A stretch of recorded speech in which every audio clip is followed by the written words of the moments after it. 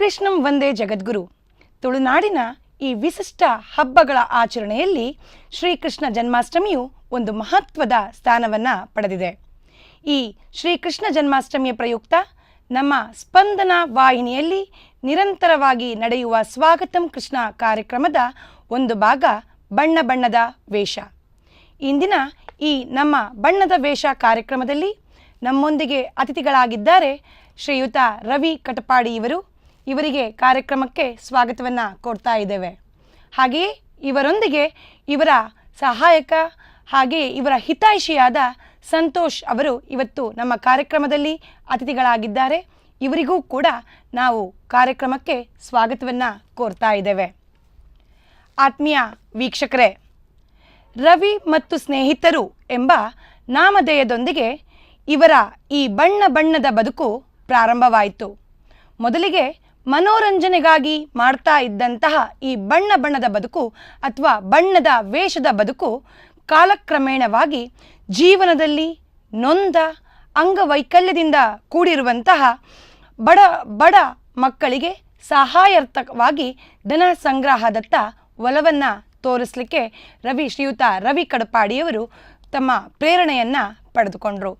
ಇವರೊಂದಿಗೆ ಇವರ ಈ ಸಾಮಾಜಿಕ ಕಾರ್ಯಕ್ರಮದ ಬಗೆಗಿನ ಕೆಲವೊಂದು ಅಂಶಗಳ ಬಗ್ಗೆ ನಾವು ಇಂದಿನ ಈ ಕಾರ್ಯಕ್ರಮದಲ್ಲಿ ಮುಕ್ತವಾಗಿ ಮಾತನಾಡುವ. ಸರ್, ನಿಮ್ಮ ಈ ಪ್ರಯೋಗ ಮೊದಲಿನ ಪ್ರಯೋಗದಲ್ಲೇ ತುಂಬ ಯಶಸ್ಸನ್ನು ಕಂಡಿತು ಅಂತ ಹೇಳೋದನ್ನು ನಾನು ಕೇಳಿಬಲ್ಲೆ. ಈ ಕಾರ್ಯಕ್ರಮಕ್ಕೆ ಅಥವಾ ನಿಮ್ಮ ಈ ಹೊಸ ಪ್ರಯೋಗಕ್ಕೆ ಪ್ರೇರಣೆ ಯಾರು ಅಂತ ತಿಳಿಸ್ತೀರಾ ಸರ್?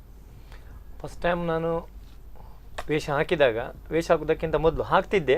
ಆದರೆ ವೇಷ ಹಾಕಿದಾಗ ನನಗೊಂದು ಮಗು ಮಾಧ್ಯಮದ ಮುಖಾಂತರ, ಅದು ಕೂಡ ಈ ಸ್ಪಂದನದಲ್ಲೇ ನಾನು ನೋಡಿದ ಮಗು, ಅದು ಬ್ರಹ್ಮಾವರದ ಮೂಕಾಂಬಿಕಾ ಅವರ ಮಗಳು ಅನ್ಮಿತಾ ಅಂತೇಳಿ 1 ತಿಂಗಳ ಮಗು. ಆ ಮಗುವನ್ನು ನೋಡಿದಾಗ ನನಗೆ ಗೊತ್ತಾಯಿತು, ಯಾಕಂತ ಹೇಳಿದ್ರೆ ಅವರಿಗೆ ಹಣ ಕೊಡುವವರು ಯಾರಿಲ್ಲ, ಹೆಲ್ಪ್ ಮಾಡೋರು ಯಾರಿಲ್ಲ, ಯಾರು ಮುಂದೆ ಬರ್ತಾ ಇಲ್ಲ.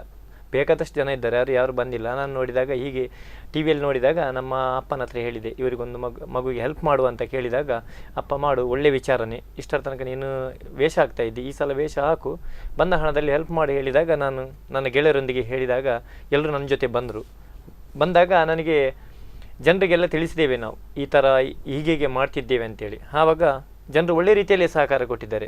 ಅದು ನನ್ನ ಮೊದಲ ಪ್ರಯೋಗ, ಅದು ಸಕ್ಸಸ್ಫುಲ್ ಆಗಿದೆ. ಅಷ್ಟೇ ಹೇಳಿಕ್ಕೆ ನಂಗೆ ತುಂಬ ಖುಷಿ ಆಗ್ತದೆ. ಸರ್, ನೀವು ನಿರಂತರವಾಗಿ ಎಷ್ಟು ವರ್ಷಗಳಿಂದ ಈ ರೀತಿಯ ಪ್ರಯೋಗಗಳನ್ನು ಮಾಡ್ತಾ ಬಂದಿದ್ದೀರಿ? ವೇಷ 8 ವರ್ಷದಿಂದ ಹಾಕ್ತಾ ಇದ್ದೇನೆ. ಆದರೆ ಇಂಥ ಪ್ರಯೋಗ ಮಾಡ್ತಿರೋದು ನಾನು ಈ ಬಾರಿಗೆ 5ನೇ ವರ್ಷ ಆಗ್ತದೆ. 4 ವರ್ಷದಿಂದ ಮಾಡ್ತಾ ಇದ್ದೇನೆ. ಈ ಸಲ ಅಂದರೆ 2018ಕ್ಕೆ 5ನೇ ವರ್ಷಕ್ಕೆ ನಾವು ಪ್ರಯೋಗವನ್ನು ಮಾಡಲಿಕ್ಕೆ ಇಷ್ಟಪಟ್ಟಿದ್ದೇವೆ. ಸರ್, ನೀವು ಮೊದಲು 8 ವರ್ಷ ಅಂತ ಹೇಳಿದ್ರೆ ಕಳೆದ 4 ವರ್ಷ ಅಂದ್ರೆ ಮೊದಲು ಜಸ್ಟ್ ನೀವು ವೇಷವನ್ನ ಮಾಡ್ತಾ ಇದ್ರಿ ಮಾತ್ರ. ಅದಕ್ಕೂ ಈಗ ನೀವು ಧನ ಸಂಗ್ರಹ ಅಂದ್ರೆ ಆರ್ಥಿಕವಾಗಿ ಹಿಂದುಳಿದವರಿಗೆ ಧನ ಸಂಗ್ರಹವನ್ನ ಮಾಡ್ತಾ ಇದ್ದೀರಿ. ಏನಾದ್ರೂ ಸ್ವಲ್ಪ ಚೇಂಜಸ್ ಗಳನ್ನ ಕಾಣ್ತೀರ ಅಂದ್ರೆ ನಿಮ್ಮ ಮನಸ್ಸಿನಲ್ಲಿ ಯಾವ್ದಾದ್ರು ಖುಷಿಯ ಭಾವನೆಗಳು? ನಿಜವಾಗ್ಲು ಈಗ ನಾನು ಹೇಳ್ತೇನೆ, ಈಗ ನಾನು ಮನುಷ್ಯನಾಗಿ ಹುಟ್ಟಿದ್ದಕ್ಕೆ ಸಾರ್ಥಕ. ನಮಗೂ ಬಡತನ ಇತ್ತು, ಯಾಕಂತೇಳಿ ನಾನು ಬಡತನದಿಂದಲೇ ಬಂದವನು, ತುಂಬ ಕಷ್ಟ ಆಗಿನ ಕಾಲದಲ್ಲಿ. ಆದರೆ ಈಗ ದೇವರು ನಮಗೆ ತಕ್ಕ ಮಟ್ಟಿಗೆ ಯಾವುದಕ್ಕೂ ಕೊರತೆ ಇಲ್ಲ. ಊಟಕ್ಕೆ ಊಟ, ಕೆಲಸಕ್ಕೆ ಕೆಲಸ, ಮನೆಗೆ ಮನೆ ಇದೆ, ಕೆಲವರಿಗೆ ಅದೂ ಇರಲ್ಲ. ಹಾಗಾಗಿ ನಾನು ಈ ಕೆಲಸ ಇನ್ನೂ ಮುಂದುವರಿಸಬೇಕು ಅಂತೇಳಿ ನನ್ನ ಫ್ರೆಂಡ್ಸ್ ಜೊತೆ ಹೇಳಿದಾಗ, ಆಯಿತು, ನಮ್ಮ ಎಲ್ಲಿ ತನಕ ನಾವಿದ್ದೇವೆ ಅಲ್ಲಿ ತನಕ ಮಾಡ್ತಾ ಹೋಗುವ ಅಂತ ಹೇಳಿದ್ದಾರೆ. ಈಗ ನಿಜವಾಗ್ಲೂ ತುಂಬ ಯಶಸ್ಸು ಕಂಡಿದ್ದೇನೆ. ನನಗೆ ಇನ್ನು ಮುಂದೆ ಈ ಥರ ಕೆಲಸ ಮಾಡಬೇಕಂತ ಹೇಳಿದ್ರೆ ನಮ್ಮ ತಂಡದ ಆಸೆ. ನೊಂದವರಿಗೆ ಆಶಾಕಿರಣವಾಗಿ ನೀವು ಈ ಕೆಲಸವನ್ನ ಮಾಡ್ತಾ ಇದ್ದೀರಾ. ಹೌದು. ಈ ನೊಂದವರನ್ನ ನೀವು ಆಯ್ಕೆಯನ್ನ ಮಾಡುವಾಗ ಕೆಲವೊಂದು ಅಂಶಗಳನ್ನ ಪರಿಗಣಿಸ್ತೀರಾ. ಆ ಅಂಶಗಳ ಮೇಲೆ ಇಂತಹ ಒಂದು ವಿದ್ಯಾರ್ಥಿಗಳಿಗೆ ಅಥವಾ ನೊಂದವರಿಗೆ ನೀವು ಸಹಾಯವನ್ನ ಮಾಡಬೇಕು ಅಂತೇಳಿ ಇರ್ತೀರಾ. ಯಾವ ಅಂಶಗಳನ್ನ ನೀವು ಪರಿಗಣಿಸ್ತೀರಾ? ಇದಕ್ಕೆ ನಿಮ್ಮ ಸ್ನೇಹಿತರ ಸಹಕಾರ ಯಾವ ರೀತಿ ಇರ್ತದೆ? ಅವರು ನಿಮಗೆ ಯಾವ ರೀತಿಯಲ್ಲಿ ಈ ಕಾರ್ಯಕ್ರಮದಲ್ಲಿ ನಿಮ್ಮ ಜೊತೆ ಕೈಗೂಡ್ತಾರೆ ಅನ್ನುವಂಥದ್ದನ್ನ ತಿಳಿಸಿಕೊಡಿ. ನಮಗೆ ಅಷ್ಟಮಿ ಒಂದು 2-3 ತಿಂಗಳಿರುವಾಗ ಅಪ್ಲಿಕೇಶನ್ ಎಲ್ಲ ಬರ್ತದೆ, ನಮಗೆ ಹೆಲ್ಪ್ ಮಾಡಬೇಕು. ಸಾಧಾರಣ ಒಂದು 12 ಅಪ್ಲಿಕೇಶನ್ ಬಂದಿದೆ ಈ ಸಲ. ಅದು ಎಲ್ಲರಿಗೂ ಕೊಡುವಾಗಿಲ್ಲ. ನಾವು ಯಾಕಂತ ಹೇಳಿದ್ರೆ ಎಲ್ಲ ಮನೆಯನ್ನು ನೋಡಬೇಕು. ಅದು ಕೂಡ ನಾವು ಹೋಗುವಾಗ ನಾವು ಇಂಥ ದಿವಸ ಬರ್ತೇವೆ ಅಂತ ಹೇಳೋದಿಲ್ಲ. ಆ ಊರಿಗೆ ಹೋದ ಕೂಡಲೇ ಹೇಳ್ತೇವೆ, ನಾವು ಒಂದು ದಿವಸ ಮನೆ ನೋಡಲಿಕ್ಕೆ, ನಿಮ್ಮನ್ನು ನೋಡಲಿಕ್ಕೆ, ಮಗು ನೋಡಲಿಕ್ಕೆ ಬರ್ತೇವೆ ಅಂತ ಹೇಳಿದಾಗ ಡೇಟ್ ಕೇಳ್ತಾರೆ. ಡೇಟ್ ಅಂತ ಹೇಳಲ್ಲ, ಬಿಸಿ ಇದ್ದೇವೆ ಅಂತ ಹೇಳ್ತೇವೆ. ಮತ್ತು ಹೋದಾಗ ಆ ಸ್ಪಾಟ್ ನೋಡ್ತೇವೆ, ಅವರಿಗೆ ಕೊಡ್ಬೋದಾ ಇಲ್ವ ಅಂತೇಳಿ ಅಲ್ಲೇ ನಾವು ಡಿಸೈಡ್ ಮಾಡ್ತೇವೆ. ಅವರ ಮನೆ ಆನಂತರ ಅವರ ಪರಿಸ್ಥಿತಿ, ಅವರು ಮುಂದೆ ಖರ್ಚು ಮಾಡುವ ಪರಿಸ್ಥಿತಿಯಲ್ಲಿ ಇದ್ದಾರಾ ಇಲ್ವಾ, ಯಾರಾದರೂ ಕೊಡುವವರು ಇದ್ದಾರೆ ಅಂತೇಳಿ ಎಲ್ಲ ಯೋಚನೆ ಮಾಡಿ ಆನಂತರ ನಾವು ನಿರ್ಧಾರ ಮಾಡ್ತೇವೆ ಇಂಥ ಮಕ್ಕಳಿಗೆ ಕೊಡುವ ಅಂತೇಳಿ. ನಾವು ನಾನಂತೂ ನಿರ್ಧಾರ ಮಾಡೋದಲ್ಲ, ಎಲ್ಲ ತಂಡದವರು ಒಟ್ಟು ಸೇರಿ ನಿರ್ಧಾರ ಮಾಡ್ತೇವೆ. ಸರ್, ತಮ್ಮಲ್ಲಿ ಇವರ ಈ ಆಶಾ ಕಿರಣಕ್ಕೆ ತಾವು ಯಾವ ರೀತಿ ಆ ಆಯ್ಕೆಗೆ ಸಹಾಯವನ್ನ ಮಾಡ್ತೀರಿ? ಸಹಾಯ ಅಂದರೆ ನಾವು ಒಂದು ಮೀಟಿಂಗ್ ಇಡ್ತೇವೆ. ಮೀಟಿಂಗ್ ಇಟ್ಟು ಅದರಲ್ಲಿ ಡಿಸಿಷನ್ ಎಲ್ಲ ತಗೊಂಡು ಮೊನ್ನೆ ಆದಿತ್ಯ ಅವರ ಆ ಪಾರ್ಟಿ ಮನೆಗೆಲ್ಲ ಹೋಗಿ ಅಲ್ಲಿ ನೀವು ಅವರ ಮನೆಯವರಿಗೆ ಫೋನ್ ಮಾಡಿ ನಾವು ಬರ್ತಾ ಇದ್ದೇವೆ ಅಂತ ಹೇಳೋದು. ಮತ್ತು ಪಾರ್ಟಿಯ ಮಗು ಪರಿಸ್ಥಿತಿ ಎಲ್ಲ ನೋಡಿ, ಮತ್ತೊಂದು ಮಗು ಮಣಿಪಾಲದಲ್ಲಿತ್ತು, ಮನೆಗೆ ಹೋಗಿದ್ದೇವೆ, ಪೇಷಂಟು ಮಣಿಪಾಲದಲ್ಲಿತ್ತು, ಮಣಿಪಾಲಕ್ಕೆ ಹೋಗಿ ಆ ಮಗುವನ್ನು ನೋಡಿ ಎಲ್ಲ ಬಂದಾದಮೇಲೆ ಮೊನ್ನೆ ಸಂಡೇ ಮೀಟಿಂಗ್ ಪುನಃ ಇತ್ತು. ಅದರಲ್ಲಿ ಸೆಲೆಕ್ಟೆಡ್ ಮಾಡಿ ಒಂದು 5 ಮಕ್ಕಳಿಗೆ ಹಣ ಕೊಡುವಾಗೆ ನಾವು ಅವರಿಗೆ 4 ವರ್ಷದಿಂದ ಸಪೋರ್ಟ್ ಮಾಡ್ತಾ ಇದ್ದೇವೆ. ಮೊದಲು ವೇಷ ಹಾಕ್ತಿದ್ರು, ಅವರು 8 ವರ್ಷದಿಂದ ಹಾಕ್ತಿದ್ರು. ಆವಾಗ ನಾವು ಅವರೊಟ್ಟಿಗೆ ಸ್ವಲ್ಪ, ಅವರು ಅಂದರೆ ಜನಗಳಿಗೆ ಮನೋರಂಜನೆಗಾಗಿ ಅವರ ವೇಷ ಹಾಕ್ತಾ ಇದ್ದರು, ಹಣಕ್ಕಾಗಿ ಅಲ್ಲ. ಅವರು ಮೊದಲು ಹಾಕ್ತಿದ್ದದ್ದು ಹಣಕ್ಕಾಗಿ ಅಲ್ಲ. ಈಗ ಒಂದು ವೇಷ ಹಾಕಿ ಅದರಲ್ಲಿ ಬಂದ ಹಣವನ್ನು ಬಡ ಮಕ್ಕಳಿಗೆ ಕೊಡುವ ಅಂತ ಹೇಳಿದರು. ಫಸ್ಟ್ ವರ್ಷ ಹಾಕುವಾಗ ನಾನು, ನನ್ನ ಫ್ರೆಂಡ್ ಅರುಣ್ ಅಂತ ಇದ್ದರು, ಅವ್ರು ಹೇಳೋದು ಈಗೀಗ ರವಿ ಅವರು ವೇಷ ಹಾಕ್ತಾರೆ, ನೀವು ಬರಬೇಕು. ಸಪೋರ್ಟ್ ಮಾಡ್ತಾಯಿದ್ದೇವೆ, ಇಲ್ಲಿವರೆಗೆ ಮಾಡ್ತಾ ಇದ್ದೇವೆ. ನಾವು ಸಹ ಕೂಲಿ ಕೆಲಸಕ್ಕೆ ಹೋಗುವವರು, ನಮ್ಮ ಹೆಚ್ಚಾಗಿರೋದು ಫ್ರೆಂಡ್ನವರೆಲ್ಲ ಕೂಲಿ ಕೆಲಸದವರೇ, ಯಾರು ಹಣ ಇದ್ದವರು ಯಾರೂ ಇಲ್ಲ. ಕೆಲವರು ಶಾಲೆಗೆ ಹೋಗ್ತಾರೆ. ಅಂತೂ 80 ಮೆಂಬರ್ಸ್ ಇದ್ದೇವೆ. ಎಲ್ಲ ಸಪೋರ್ಟು ರವಿ ಅವರಿಗೆ ಮಾಡ್ತಾ ಇದ್ದೇವೆ. ನೊಂದವರಿಗೆ, ನೊಂದ ಜೀವಗಳ ಸಹಾಯ. ಹಾಗಾಗಿ ನಿಮ್ಮ ಈ ಅವರ ಆ ಪುಣ್ಯ ಕಾರ್ಯದಲ್ಲಿ ನಿಮ್ಮದೊಂದು ಕಿಂಚಿತ್ ಕಿಂಚಿತ್ ಹೌದೌದು. ವೇಷ ಹಾಕ್ಲಿಕ್ಕೆ ನಮ್ಗೆ ಆಗುದಿಲ್ಲ, ಅದಕ್ಕೆ ರವಿ ಅವರು ಮಾತ್ರ ಫಿಟ್, ಅವರಿಗೆ ಮಾತ್ರ. ಅಂದ್ರೆ ಅವರು ತಮ್ಮ ಆ ಬಣ್ಣದ ವೇಷದಲ್ಲಿ ತಮ್ಮನ್ನು ತಾವು ತೊಡಗಿಸಿಕೊಳ್ತಾರೆ, ಆ ಪಾತ್ರಕ್ಕೆ ಒಂದು ನಿರ್ಣಾಯಕವಾದ ಹಂತವನ್ನು ಅವ್ರು ಕೊಡ್ತಾರೆ. ಅವರಿಗೆ ಸಪೋರ್ಟ್ ಮಾಡ್ತಾ ಇದ್ದೇವೆ. ಇಷ್ಟರವರೆಗೆ ಅವರಿಗೆ ಅವರ ಬೆನ್ನೆಲುಬು ಆಗಿ ನಾವು ನಿಂತಿದ್ದೇವೆ. ಇನ್ನೂ ಸಹ ಅವರ ವೇಷ ಹಾಕಿದೆ, ಅವರ ಬೆನ್ನೆಲುಬು ಆಗಿ ನಾವು ನಿಲ್ತಾ ಇದ್ದೇವೆ, ಬೆನ್ನಿನ ಹಿಂದೆ ಸಹಾಯವನ್ನು ನೀಡುವಂಥದ್ದು. ಸರ್, ಈ ಸಲಕ್ಕೆ ನೀವು ಆಯ್ಕೆ ಮಾಡಿದ ವಿದ್ಯಾರ್ಥಿಗಳ ಸಂಖ್ಯೆ ಎಷ್ಟು? ಅವರು ಎಲ್ಲೆಲ್ಲಿಂದ ಬಂದವರು ಮತ್ತು ಯಾವ ರೀತಿಯ ಕಾಯಿಲೆಗಳಿಂದ ಬಳಲ್ತಾ ಇದ್ದಾರೆ? ಮಕ್ಕಳು 5 ಜನ ಮಕ್ಕಳಿದ್ದಾರೆ. ಆ ಮಕ್ಕಳಲ್ಲಿ ಒಂದು ಬ್ರಹ್ಮಾವರ ಉಪ್ಪಿನಕೋಟೆಯ ಮಗು ದೀಕ್ಷಾ ಅಂತೇಳಿ, ಆ ಮಗುವಿಗೆ 4 ವರ್ಷ ಬ್ಲಡ್ ಕ್ಯಾನ್ಸರ್. ಆನಂತರ ಮತ್ತೊಂದು ಮಗು ಕೊಲ್ಲೂರು ರೂಟು ಕುಂದಾಪುರ ರಜತ್ ಅಂತೇಳಿ. ನಿಜವಾಗ್ಲೂ ನನಗೆ ಈ ಮಕ್ಕಳನ್ನು ನೋಡೋದಕ್ಕಿಂತ ಮೊದಲು ಆ ರಜತ್ ಹೇಳುವ ಹುಡುಗನನ್ನು ಮತ್ತು ಅವನ ಮನೆ ಪರಿಸ್ಥಿತಿ ನೋಡುವಾಗ ತುಂಬ ಬೇಸರ ಆಯಿತು. ಇವಾಗಲೂ ನನ್ನ ಮನಸ್ಸಲ್ಲಿ ಹಾಗೇ ಇದೆ. ಒಂದು ಸಣ್ಣ ಮನೆ, ಆನಂತರ ಖರ್ಚಿಗೆ ಕೊಡುವವರಿಲ್ಲ, ಮನೆಯಲ್ಲಿ ತಾಯಿ ಅವನನ್ನು ಬಿಟ್ಟು, ಅಪ್ಪ ಇದ್ದರೆ ಲೆಕ್ಕಗಷ್ಟೇ, ಯಾವುದಕ್ಕೂ ಪ್ರಯೋಜನ ಇಲ್ಲ. ಮತ್ತು ತಮ್ಮ ಇದ್ದಾನೆ, ಅಮ್ಮ ಬೇರೆ ಕೆಲಸಕ್ಕೆ ಹೋಗ್ತೇನೆ ಹೇಳಿದರೆ ಆ ಮಗನನ್ನು ಬಿಟ್ಟು ಹೋಗುವಾಗಿಲ್ಲ. ಆ ಮಗನಿಗೆ ತಿಂಗಳಿಗೆ 1,100 ರೂಪಾಯಿ ಬರ್ತದೆ. ಆ 1,000 ರೂಪಾಯಿ, 1,100 ರೂಪಾಯಲ್ಲಿ ಅವರು ಇಡೀ ತಿಂಗಳು ಮೇಂಟೈನ್ ಮಾಡ್ತಾರೆ ಜೀವನ. ಮತ್ತು ಅವನಿಗೆ ಕ್ಲಾಸ್ ಇದೆ ಅಂತೆ, ಬೆಳಿಗ್ಗೆ ಜ್ವರ ಬಂದೇನೋ 2 ಕಾಲು ಸ್ವಾಧೀನ ಕಳ್ಕೊಂಡಿದ್ದಾನೆ. ಕ್ಲಾಸ್ಗೆ ಬಿಡಬೇಕಾದ್ರೆ ಅವ್ರು ಆ ಹೆಂಗ್ಸಿಗೆ ಬೆಳಿಗ್ಗೆ 40, ಸಾಯಂಕಾಲ 40 ರೂಪಾಯಿ ರಿಕ್ಷಾಕ್ಕೆ ಇಡಬೇಕು. ಅಷ್ಟೊಂದು ಹಣ ಇಲ್ಲ ಅವ್ರ ಹತ್ರ. ಕೇಳುವಾಗ ಅವರಿಗೊಂದು ಹೆಲ್ಪ್ ಮಾಡಬೇಕಂತಿದ್ದೇವೆ. ಆನಂತರ ಇಲ್ಲಿ ಕಲ್ಮಾಡಿಯದೊಂದು ಮಗು, ಆಮೇಲೆ ಮತ್ತೊಂದು ಮಗು ಕುಂದಾಪುರದ್ದು, 2 ಕಿಡ್ನಿ ಇಲ್ಲ. ಆ ಹುಡುಗನಿಗೆ ಅಪ್ಪ ಇಲ್ಲ, ತಾಯಿ ಬೀಡಿ ಕಟ್ಟಿ ಜೀವನ ಸಾಗಿಸ್ತಾರೆ. ಆನಂತರ ಮನೆ ಕೆಲಸ ಎಲ್ಲ ಮಾಡಿ 2 ಕಿಡ್ನಿ ಕಳ್ಕೊಂಡಿದ್ದಾನೆ. ಆ ಹುಡುಗನಿಗೆ ಕೊಡಬೇಕಂತೇಳಿ ನಾನು ಮತ್ತು ನನ್ನ ತಂಡ ನಿರ್ಧರಿಸಿದ್ದೇವೆ. ಸರ್, ಈಗ ನೀವು ಅಪ್ಲಿಕೇಶನ್ ಅನ್ನ ವಿದ್ಯಾರ್ಥಿಗಳ ನೊಂದ ಜೀವದಿಂದ ಅಥವಾ ನೊಂದ ಬಡ ವರ್ಗದ ಮಕ್ಕಳಿಂದ ತಗೊಳ್ತೀರಾ. ಆ ಅಪ್ಲಿಕೇಶನ್ ತಗೊಳ್ಳುವಂತಹ ಪ್ರೊಸೀಜರ್ ಹೇಗೆ ಸರ್? ಅಂದ್ರೆ ನೀವು ಪೇಪರ್ ಅಲ್ಲಿ ಪ್ರಕಟಣೆಯನ್ನ ಕೊಡ್ತೀರೋ ಅಥವಾ ಅವರಾಗಿ ನಿಮ್ಮ ಹತ್ರ ಸಹಾಯಕ್ಕೆ ಬರ್ತಾರೋ? ಇಲ್ಲ, ಯಾವ ರೀತಿ ಪೇಪರಲ್ಲಿ ಅಂತೂ ನಾವು ಹಾಕುದಿಲ್ಲ.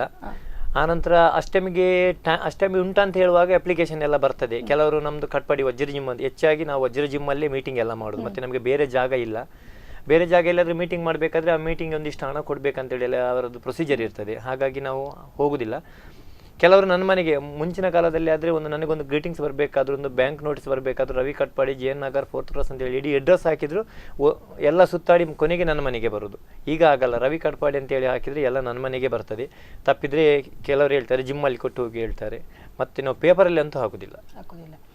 ಅಂದರೆ ಯಾರ ಮುಖಾಂತರ ಕೇಳಿ ಬಂದಂತಹ ಅಪ್ಲಿಕೇಶನ್ ಅನ್ನ ಅಥವಾ ಇದನ್ನ ನೀವು ನೋಡಿಕೊಂಡು ಅವರ ಮನೆಗೆ ಭೇಟಿ ಕೊಟ್ಟು ಆಯ್ಕೆಯನ್ನ ಮಾಡುವಂಥದ್ದು. ಹೌದು ಸರ್, ಈಗ ನೀವು ಈ ವರ್ಷಕ್ಕೆ ಹಾಕುವಂತಹ ವೇಷಭೂಷಣಕ್ಕೆ ಒಂದೋ ವ್ಯಕ್ತಿ ಅಥವಾ ಯಾವುದೋ ಒಂದು ಪಾತ್ರವನ್ನು ನೀವು ಸ್ಫೂರ್ತಿಯಾಗಿ ತಗೊಳ್ತೀರಿ. ಅದು ಯಾವ ರೀತಿಯಾಗಿ ನೀವು ಆ ಸ್ಫೂರ್ತಿಯನ್ನ ತಗೊಳ್ತೀರಿ? ಪ್ರತಿ ವರ್ಷ ಜನರಿಗೆ ಏನಾದರೂ ಒಂದು ಹೊಸತು ವೇಷ ತೋರಿಸ್ಬೇಕಂತ ಹೇಳಿದ್ರೆ ನನ್ನ ಆಸೆ. ಮುಂಚಿನಿಂದಲೂ ಜನರು ನೋಡಿದ್ದೇನು ವೇಷ ನೋಡಿದರೆ ನಿಜವಾಗ್ಲೂ ಉಡುಪಿಯಲ್ಲಿ ಶ್ರೀಕೃಷ್ಣ ಅಷ್ಟಮಿ ಅಂತ ಹೇಳಿದರೆ ವೇಷ ಅದೇ ನಮಗೆ ಉಡುಪಿಯಲ್ಲಿ ಫೇಮಸ್. ಎಲ್ಲರೂ ಬರೋದು ವೇಷ ನೋಡಲಿಕ್ಕೆ, ಯಾವ್ಯಾವ ವೇಷ ಬರ್ತದೆ ಅಂತೇಳಿ. ಅದು ಕೂಡ ಮಕ್ಕಳು ನನ್ನ ವೇಷ ನೋಡಲಿಕ್ಕೆ ತುದಿ ಕಾಲಲ್ಲಿ ನಿಲ್ತಾರೆ, ರವಿಮಾಮ ಯಾವ ವೇಷ ಅಂತೇಳಿ. ಅದೇ ಹೊಸ ಹೊಸ ವೇಷ ಆಗ್ತಾ ಇದ್ದೆ. ಈ ಬಾರಿ ಕೂಡ ಒಂದು ವೇಷ ಸೆಲೆಕ್ಟ್ ಮಾಡಿದ್ದೇನೆ. ಅದರ ಕೆಲಸ 3 ತಿಂಗಳಿಂದ ನಡೀತಾ ಇದೆ ನಮ್ಮ ಆರ್ಟಿಸ್ಟ್ ಸಂತೋಷ್ ಮತ್ತು ಗಣೇಶ್ ಅವರಿಂದ. ಆ ವೇಷ ಹಾಕ್ಬೇಕಂತೇಳಿ ನಾನು ನಿರ್ಧಾರ ಮಾಡಿದ್ದೇನೆ. ಅಂದ್ರೆ ನಾನು ಕೇಳ್ತಾ ಇರುವಂತದ್ದು ಸರ್, ಒಂದು ಪರ್ಟಿಕ್ಯುಲರ್ ವೇಷಭೂಷಣವನ್ನ ನೀವು ಹಾಕ್ತೀರಿ, ಒಂದು ವೇಷವನ್ನ ತೊಡ್ತೀರಿ. ಹೌದು. ಈಗ ಆ ವೇಷವನ್ನ, ಅದೇ ವೇಷವನ್ನ ನಾನು ಹಾಕ್ಬೇಕು, ಬೇರೆ ಹಾಕ್ಬಾರ್ದು ಅಂತ ಹೇಳುವಂತ ಸ್ಫೂರ್ತಿ ಅಂದ್ರೆ ಈಗ ನಿಮ್ಮ ಫ್ರೆಂಡ್ಸ್ಗಳ ಹತ್ರ ಅಥವಾ ನಿಮ್ಮ ಸ್ನೇಹಿತರ ಹತ್ರ ಸಹಾಯವನ್ನ ಕೇಳ್ತೀರಾ? ಅಂದ್ರೆ ನಾನು ಈ ರೀತಿಯ ವೇಷಭೂಷಣವನ್ನ ಹಾಕಿದ್ರೆ ಚಂದ ಬರ್ಬಹುದು, ಅಥವಾ ನಿಮ್ಮ ಮನೆಯವರಿಂದ ಸಲಹೆಗಳನ್ನ ತಗೊಳ್ತೀರಾ, ಹೇಗೆ? ಇಲ್ಲ, ನಾನು ಫ್ರೆಂಡ್ಸ್ ಹತ್ರ ನಾನು ವೇಷ ಹಾಕ್ತೇನೆ ಅಂತೇಳಿ ಯಾರ ಹತ್ರ 85 ಜನರ ಹತ್ರ ಯಾರ ಹತ್ರನೂ ಕೇಳೋದಿಲ್ಲ. ಅದು ಸೀಕ್ರೆಟ್ ಆಗಿ ಇಡ್ತೀನಿ. ನನಗೆ ಮತ್ತೆ ಆರ್ಟಿಸ್ಟ್ಗೆ ಬಿಟ್ರೆ ಮತ್ತೆ ನನ್ನ ಫ್ರೆಂಡ್ ಒಬ್ಬ ಇದ್ದಾರೆ ಅಜಿತ್ ಅಂತೇಳಿ, ನಾವು ಅವರನ್ನು ಗುಂಡ ಅಂತೇಳಿ ಕರೆಯೋದು. ಲಾಸ್ಟ್ ಟೈಮ್ ನಮಗೆ ಪ್ರಮೋದ್ ಅಂತ ನಮ್ಮ ಜಿಮ್ಮಿನ ಓನರ್ ಸೆಲೆಕ್ಟ್ ಮಾಡಿದ್ದಾರೆ. ಈ ಬಾರಿ ಸೆಲೆಕ್ಟ್ ಮಾಡಿದ ವೇಷ ಎಲ್ಲ ಹುಡುಕಿ ಕೊಟ್ಟವನು ನಮ್ಮ ಫ್ರೆಂಡ್ ಅಜಿತ್.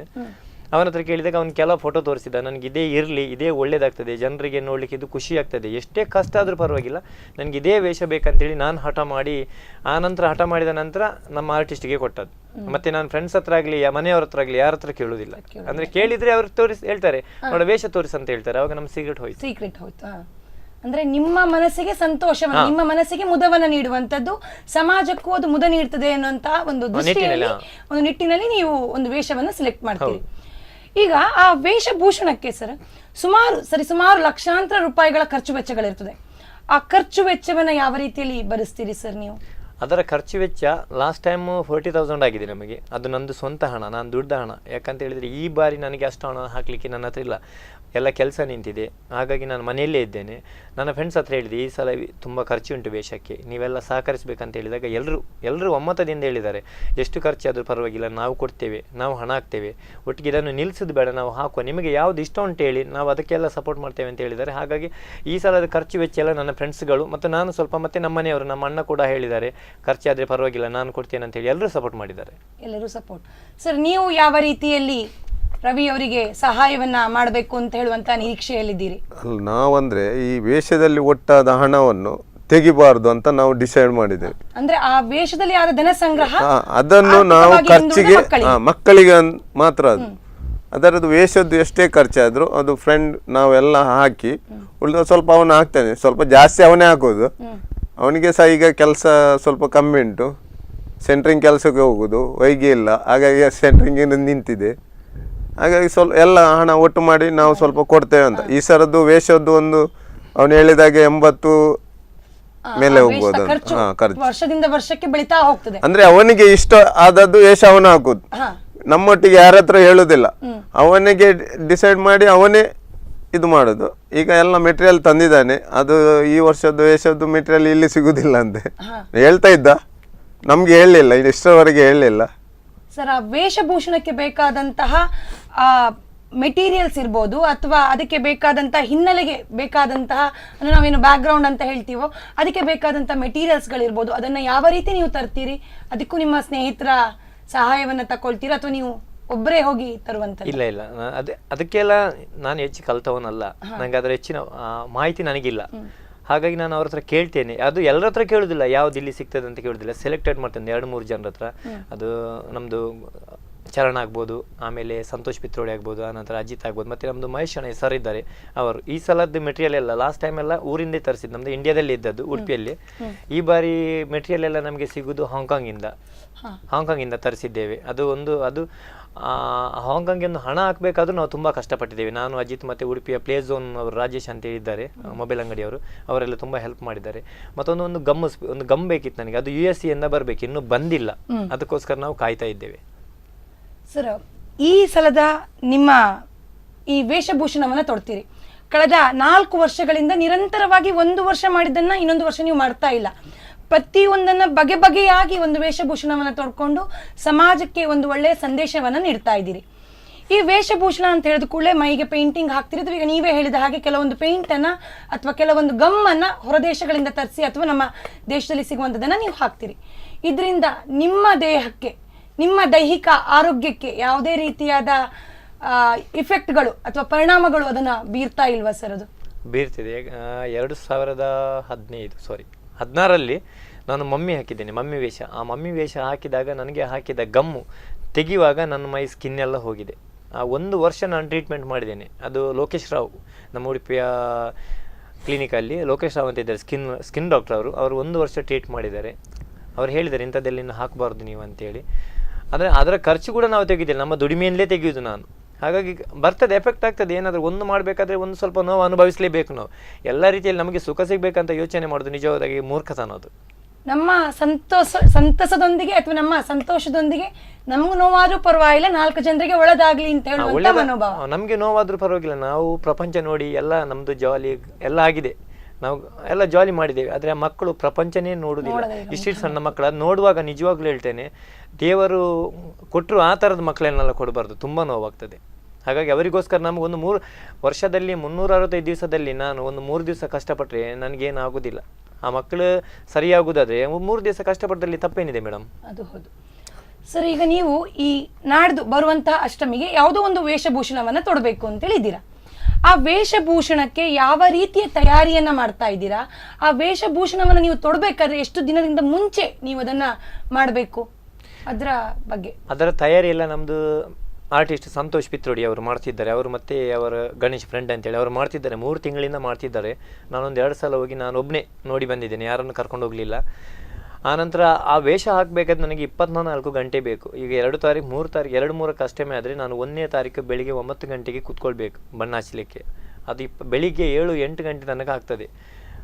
ಫುಡ್ ಇಲ್ಲ, ಸರಿಯಾಗಿ ತಿನ್ನಲಿಕ್ಕಿಲ್ಲ, ಸ್ಟ್ರಾದ ಮುಖಾಂತರ ಸ್ವಲ್ಪ ನೀರು ಕುಡಿದು ಆನಂತರ ವೇಷ ಹಾಕೊಂಡು ಹೋಗ್ಬೇಕು. ಆದರೆ ನನಗೆ ಫುಡ್ ತಿನ್ನಲಿಕ್ಕಿಲ್ಲ, ಅದೆಲ್ಲ ನನಗೆ ಬೇಸರ ಇಲ್ಲ, ನೀರಾದರೂ ಕುಡಿಬೋದು. ಅದು ನಂಗೆ ಅದೊಂದು ವೇಷ ಮಾಡಿ ಸಕ್ಸಸ್ಫುಲ್ ಮಾಡಬೇಕೆಂಬುದೇ ನನ್ನ ಆಸೆ. ಸರ್, ನೀವು ಇವರ ಈ 2-3 ದಿನಗಳ ಅವಿರತ ಶ್ರಮಕ್ಕೆ ಯಾವ ರೀತಿಯಾಗಿ ಬೆನ್ನೆಲುಬಾಗಿರ್ತೀರಾ? ಅವರು ವೇಷವನ್ನ ತೊಡುವುದರಿಂದ ಹಿಡಿದು ವೇಷವನ್ನ ಕಳಿಸುವ ತನಕ ಕೂಡ ಆ 3-4 ದಿನಗಳ ಅವರ ಆ ಒಂದು ಘನ ಕಾರ್ಯದಲ್ಲಿ ನಿಮ್ಮ ಸಹಾಯ ಯಾವ ರೀತಿ ಇರ್ತದೆ? ಇಷ್ಟು ವರ್ಷ ಅವನೊಟ್ಟಿಗೆ ವೇಷ ಹಾಕುವಾಗ ನಮಗೆ ಮತ್ತು ಒಂದು 2 ಜನಕ್ಕೆ ಹೇಳ್ತಾ ಇದ್ರು. ಈ ವರ್ಷ ಅಂತೂ ಹೇಳಲೇ ಇಲ್ಲ. ಆವಾಗ ಅವನ ಹಿಂದೆ ಇದ್ದು ಎಲ್ಲ ಅವನೊಟ್ಟಿಗೆ ಇರ್ತಿದ್ದೆ. ವೇಷ ಹಾಕುವಾಗ ಅವನಿಗೆ ಎಂತ ಸಪೋರ್ಟ್ ಬೇಕು ಅದೆಲ್ಲ ಮಾಡಿ. ಒಂದು ದಿವಸ ವೇಷ ಹಾಕುವಾಗ ಅವನಿಗೆ ಚಕ್ಕರ್ ಬಂದಿತ್ತು. ಆವಾಗ ಒಂದು ಕಡೆಗೆ ಹೋಗಿ ಅವನಿಗೆ ಎಲ್ಲ ಪ್ರಾರ್ಥನೆ ಮಾಡಿ ಎಲ್ಲ ಸರಿ ಮಾಡಿದೆ. ಮತ್ತು ವೇಷ ಹಾಕುವಾಗ ಹೋಗುವಾಗಲೇ ಚಕ್ಕರ್ ಬಂದಿದೆ. ಅದೇ ಮಮ್ಮಿ ವೇಷ ಹಾಕುವಾಗ ಗಾಯ ಎಲ್ಲ ಆಗಿತ್ತು. ಆವಾಗ ದಾರಿಯಲ್ಲಿ ಹೋಗುವಾಗಲೇ ಟ್ಯಾಬ್ಲದಲ್ಲಿತ್ತು, ಚಕ್ಕರ್ ಬಂದಿತ್ತು. 1-2 ಗಂಟೆ ನಮಗೆ ವೇಸ್ಟ್ ಆಗಿದೆ. ಅಂದರೆ ಆ ವೇಷದಲ್ಲಿ ಅಷ್ಟು ಅವನು ನೊಂದಿದ್ದಾನೆ. ಅದು 1 ವಾರ ಮನೆಯಲ್ಲೇ ಇದ್ದ, ವೇಷ ತೆಗೆದು ಮುಖದಲ್ಲೆಲ್ಲ ಗಾಯ ಆಗಿತ್ತು. ಈ ವರ್ಷ ಅಂತೂ ಎಲ್ಲಿ ಹಾಕುವುದು ಏನು ಇಷ್ಟರವರೆಗೆ ಹೇಳಲಿಲ್ಲ, ಇನ್ನು ನೋಡ್ಬೇಕು. 1-2 ಜನಕ್ಕೆ ಹೇಳ್ತಾನೆ, ಸಪೋರ್ಟಿಗೆ ಬೇಕಾಗ್ತದೆ. ಮತ್ತೆ ನಾವು 2 ದಿವಸ ಅಂದ್ರೆ ನಮ್ಗೆ ಟ್ಯಾಬ್ಲಕ್ಕೆಲ್ಲ ರೆಡಿ ಮಾಡ್ಲಿಕ್ಕೆ ಸ್ವಲ್ಪ 4-5 ಜನ ನಾವು ಟ್ಯಾಬ್ಲದಲ್ಲಿ ಇರ್ತೇವೆ. ಅದು ಅಮ್ಮ ರೆಡಿ ಮಾಡಿ ಅವನಿಗೆ ಸಪೋರ್ಟ್ ಆಗೇ ಇದ್ದೇವೆ, ಇಷ್ಟರವರೆಗೆ ಇದ್ದೇವೆ, ಇನ್ನು ಸಹ ಇರ್ತೇವೆ. ಹೌದು, ಅವನು ಒಂದು ಆಸೆಯನ್ನು ನಾವು ಇದು ಮಾಡ್ತೇವೆ, ಗೆಳೆಯನಾಗಿ ಅವರ ಸಾಮಾಜಿಕ ಕಾರ್ಯಗಳಿಗೆ ನಮ್ಮದು ಒಂದು ಸಹಾಯ. ಸರ್, ಇನ್ನೊಂದು ವಿಷಯವನ್ನ ನಾನು ಕೇಳ್ಪಟ್ಟೆ. ನೀವು 1 ವರ್ಷ ಒಂದು ಜಾಗದಲ್ಲಿ ಹಾಕಿದಂತ ವೇಷವನ್ನ ಬರುವ ವರ್ಷಕ್ಕೂ ಅದೇ ಜಾಗವನ್ನ ನೀವು ಯೂಸ್ ಮಾಡೋದಿಲ್ಲ, ಅಂದ್ರೆ ಪಡೆದುಕೊಳ್ಳೋದಿಲ್ಲ, ಬೇರೆ ಒಂದು ಜಾಗದಲ್ಲಿ ಆ ವೇಷಭೂಷಣವನ್ನ ಹಾಕ್ತೀರಿ ಅಂತೇಳಿ. ಅದು ಯಾಕಾಗಿ ಅಥವಾ ಹೇಗೆ? ಜನರಿಗೆ ಅಷ್ಟಮಿ ಬಂದಾಗ ಒಂದು ತಿಂಗಳಿಂದ ಜನರು ಕೇಳ್ತಾರೆ, ರವಿಯಣ್ಣ ಈ ಸಲ ವೇಷ ಯಾವುದು ಎಲ್ಲಿ ಹಾಕುದು ಅಂತೇಳಿ. ನಾನು ವೇಷ ಅಂತ ಹೇಳುದಿಲ್ಲ, ಎಲ್ರಿಗೆ ಗೊತ್ತಿದೆ. ಉಡುಪಿಯಲ್ಲಿ 99% ಜನರಿಗೆ ಎಲ್ರಿಗೆ ಗೊತ್ತೇ ಇದೆ ನಾನು ವೇಷ ಇದೆ ಅಂತ ಪಕ್ಕಾ ಗೊತ್ತಿದೆ. ಬಟ್ ಎಲ್ಲಿ ಹಾಕ್ತಾನೆ, ಯಾವ ವೇಷ ಅಂತ ಹೇಳುದಿಲ್ಲ. ಒಂದು ಪ್ಲೇಸಲ್ಲಿ ನಾವು ವೇಷ ಹಾಕಿದಾಗ ಇನ್ನೊಂದ್ಸಲ ಬರೋದವರು ಅದೇ ಪ್ಲೇಸಿಗೆ ಉಟ್ಕೊಂಡು ಬರ್ತಾರೆ. ಇದೇ ಜಾಗದಲ್ಲಿ ವೇಷ ಹಾಕ್ತಾನೆ ಅಂತೇಳಿ. ಅವರು ವೇಷ ಹಾಕುವಾಗ ಇವ್ರು ಬಂದು ಕ್ರೌಡ್ ಎಲ್ಲ ಆದ್ರೆ ಅವರಿಗೆ ಕೆಲಸ ಮಾಡ್ಲಿಕ್ಕೆ ತುಂಬಾ ಕಷ್ಟ. ಅದಕ್ಕೋಸ್ಕರ ತಪ್ಪಿ ಹೋಗ್ತದೆ. ಅವರು ಕೂಡ ಮಾತಾಡ್ಬೇಕಾಗ್ತದೆ. ಅವಾಗ ಇಲ್ಲಿ ಏನ್ ಮಾಡ್ಬೇಕಂತಿದ್ರೆ ಅದು ಉಲ್ಟಾ ಆದ್ರೆ ಅದಕ್ಕೋಸ್ಕರ ನಾವು ಪ್ಲೇಸ್ ಚೇಂಜ್ ಮಾಡ್ತಾ ಇರ್ತೇವೆ. ಜನರಿಗೆ ಆ ಮನೋರಂಜನೆಯನ್ನ ಸಸ್ಪೆನ್ಸ್ ಆಗಿ ನೀಡಬೇಕೆನ್ನುವಂತ ಉದ್ದೇಶ. ಹೌದು, ಎಲ್ಲ ಮುಗಿದ ಮೇಲೆ ನೋಡ್ಲಿ ಅಂತ ಹೇಳುದೇ ನನ್ನ ಆಸೆ. ಆತ್ಮೀಯ ವೀಕ್ಷಕರೇ, ನಮ್ಮ ಈ ಬಣ್ಣದ ವೇಷ ಎನ್ನುವಂತಹ ಕಾರ್ಯಕ್ರಮದಲ್ಲಿ ಸ್ವಲ್ಪ ಅಲ್ಪ ವಿರಾಮವನ್ನು ತೆಗೆದುಕೊಂಡು ಪುನಃ ಕಾರ್ಯಕ್ರಮಕ್ಕೆ ಬರೋಣ. ಮಧುರ ಪುರಿ ಸದನ ಮೃದುವ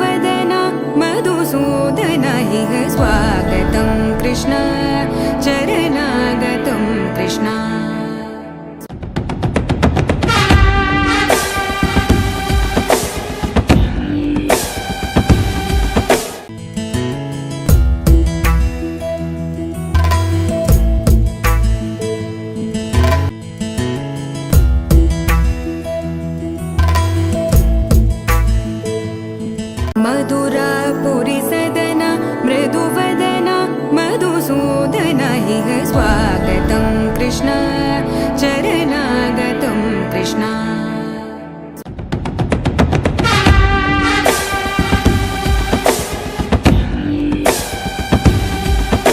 ಅಲ್ಪ ವಿರಾಮದ ನಂತರ ಬಣ್ಣದ ವೇಷ ಕಾರ್ಯಕ್ರಮಕ್ಕೆ ನಲ್ಮೆಯ ವೀಕ್ಷಕರಿಗೆ ಪ್ರೀತಿಪೂರ್ವಕ ನಮನಗಳು.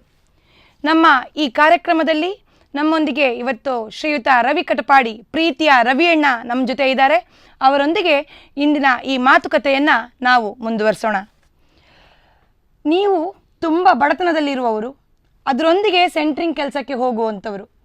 ಈ ಬಡತನದೊಂದಿಗೆ ನಿಮ್ಮಲ್ಲಿ ಈ ಸಾಮಾಜಿಕ ಕಳಕಳಿ ಮುಂದೆ ಬರುವಂಥ ಬಗೆ ಹೇಗೆ? ಅಂದರೆ ಯಾವ ರೀತಿಯಲ್ಲಿ ನಿಮಗೆ ಈ ಸಾಮಾಜಿಕ ಕಳಕಳಿಯನ್ನು ನೀವು ಮಾಡಬೇಕು ಅಂತ ಹೇಳಿ ನಿಮಗೆ ಪ್ರೇರಣೆ ಆಯಿತು ಅಂತ ಹೇಳೋದನ್ನು ಹೇಳ್ತೀರಾ? ಖಂಡಿತ. ನಾನು ಬಡತನದಲ್ಲಿ ಹುಟ್ಟಿದವನು. ಹೆಚ್ಚು ನನಗೆ ಕಲೀಲಿಕ್ಕೂ ಆಗಲಿಲ್ಲ, ಕಷ್ಟ. ಅನಂತರ ನಮ್ಮ ಮನೇಲಿ ಹೇಗಿತ್ತು ಅಂತ ಹೇಳಿದರೆ, ನಮ್ಮ ಅಪ್ಪ ಅಮ್ಮ ಕೆಲಸ ಮಾಡಿ, ಅಪ್ಪ ಅಮ್ಮ ಇಬ್ಬರು ಕೆಲಸಕ್ಕೆ ಹೋಗ್ತಿದ್ರು. ನಾವು ಮನೆ ಮಕ್ಕಳು.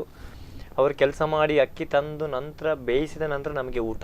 ಈಗಿನ ಪರಿಸ್ಥಿತಿ ಯಾರಿಗೂ ಇಲ್ಲ ಅಂಥದ್ದು, ಬರಬಾರ್ದು ಯಾರಿಗೂ.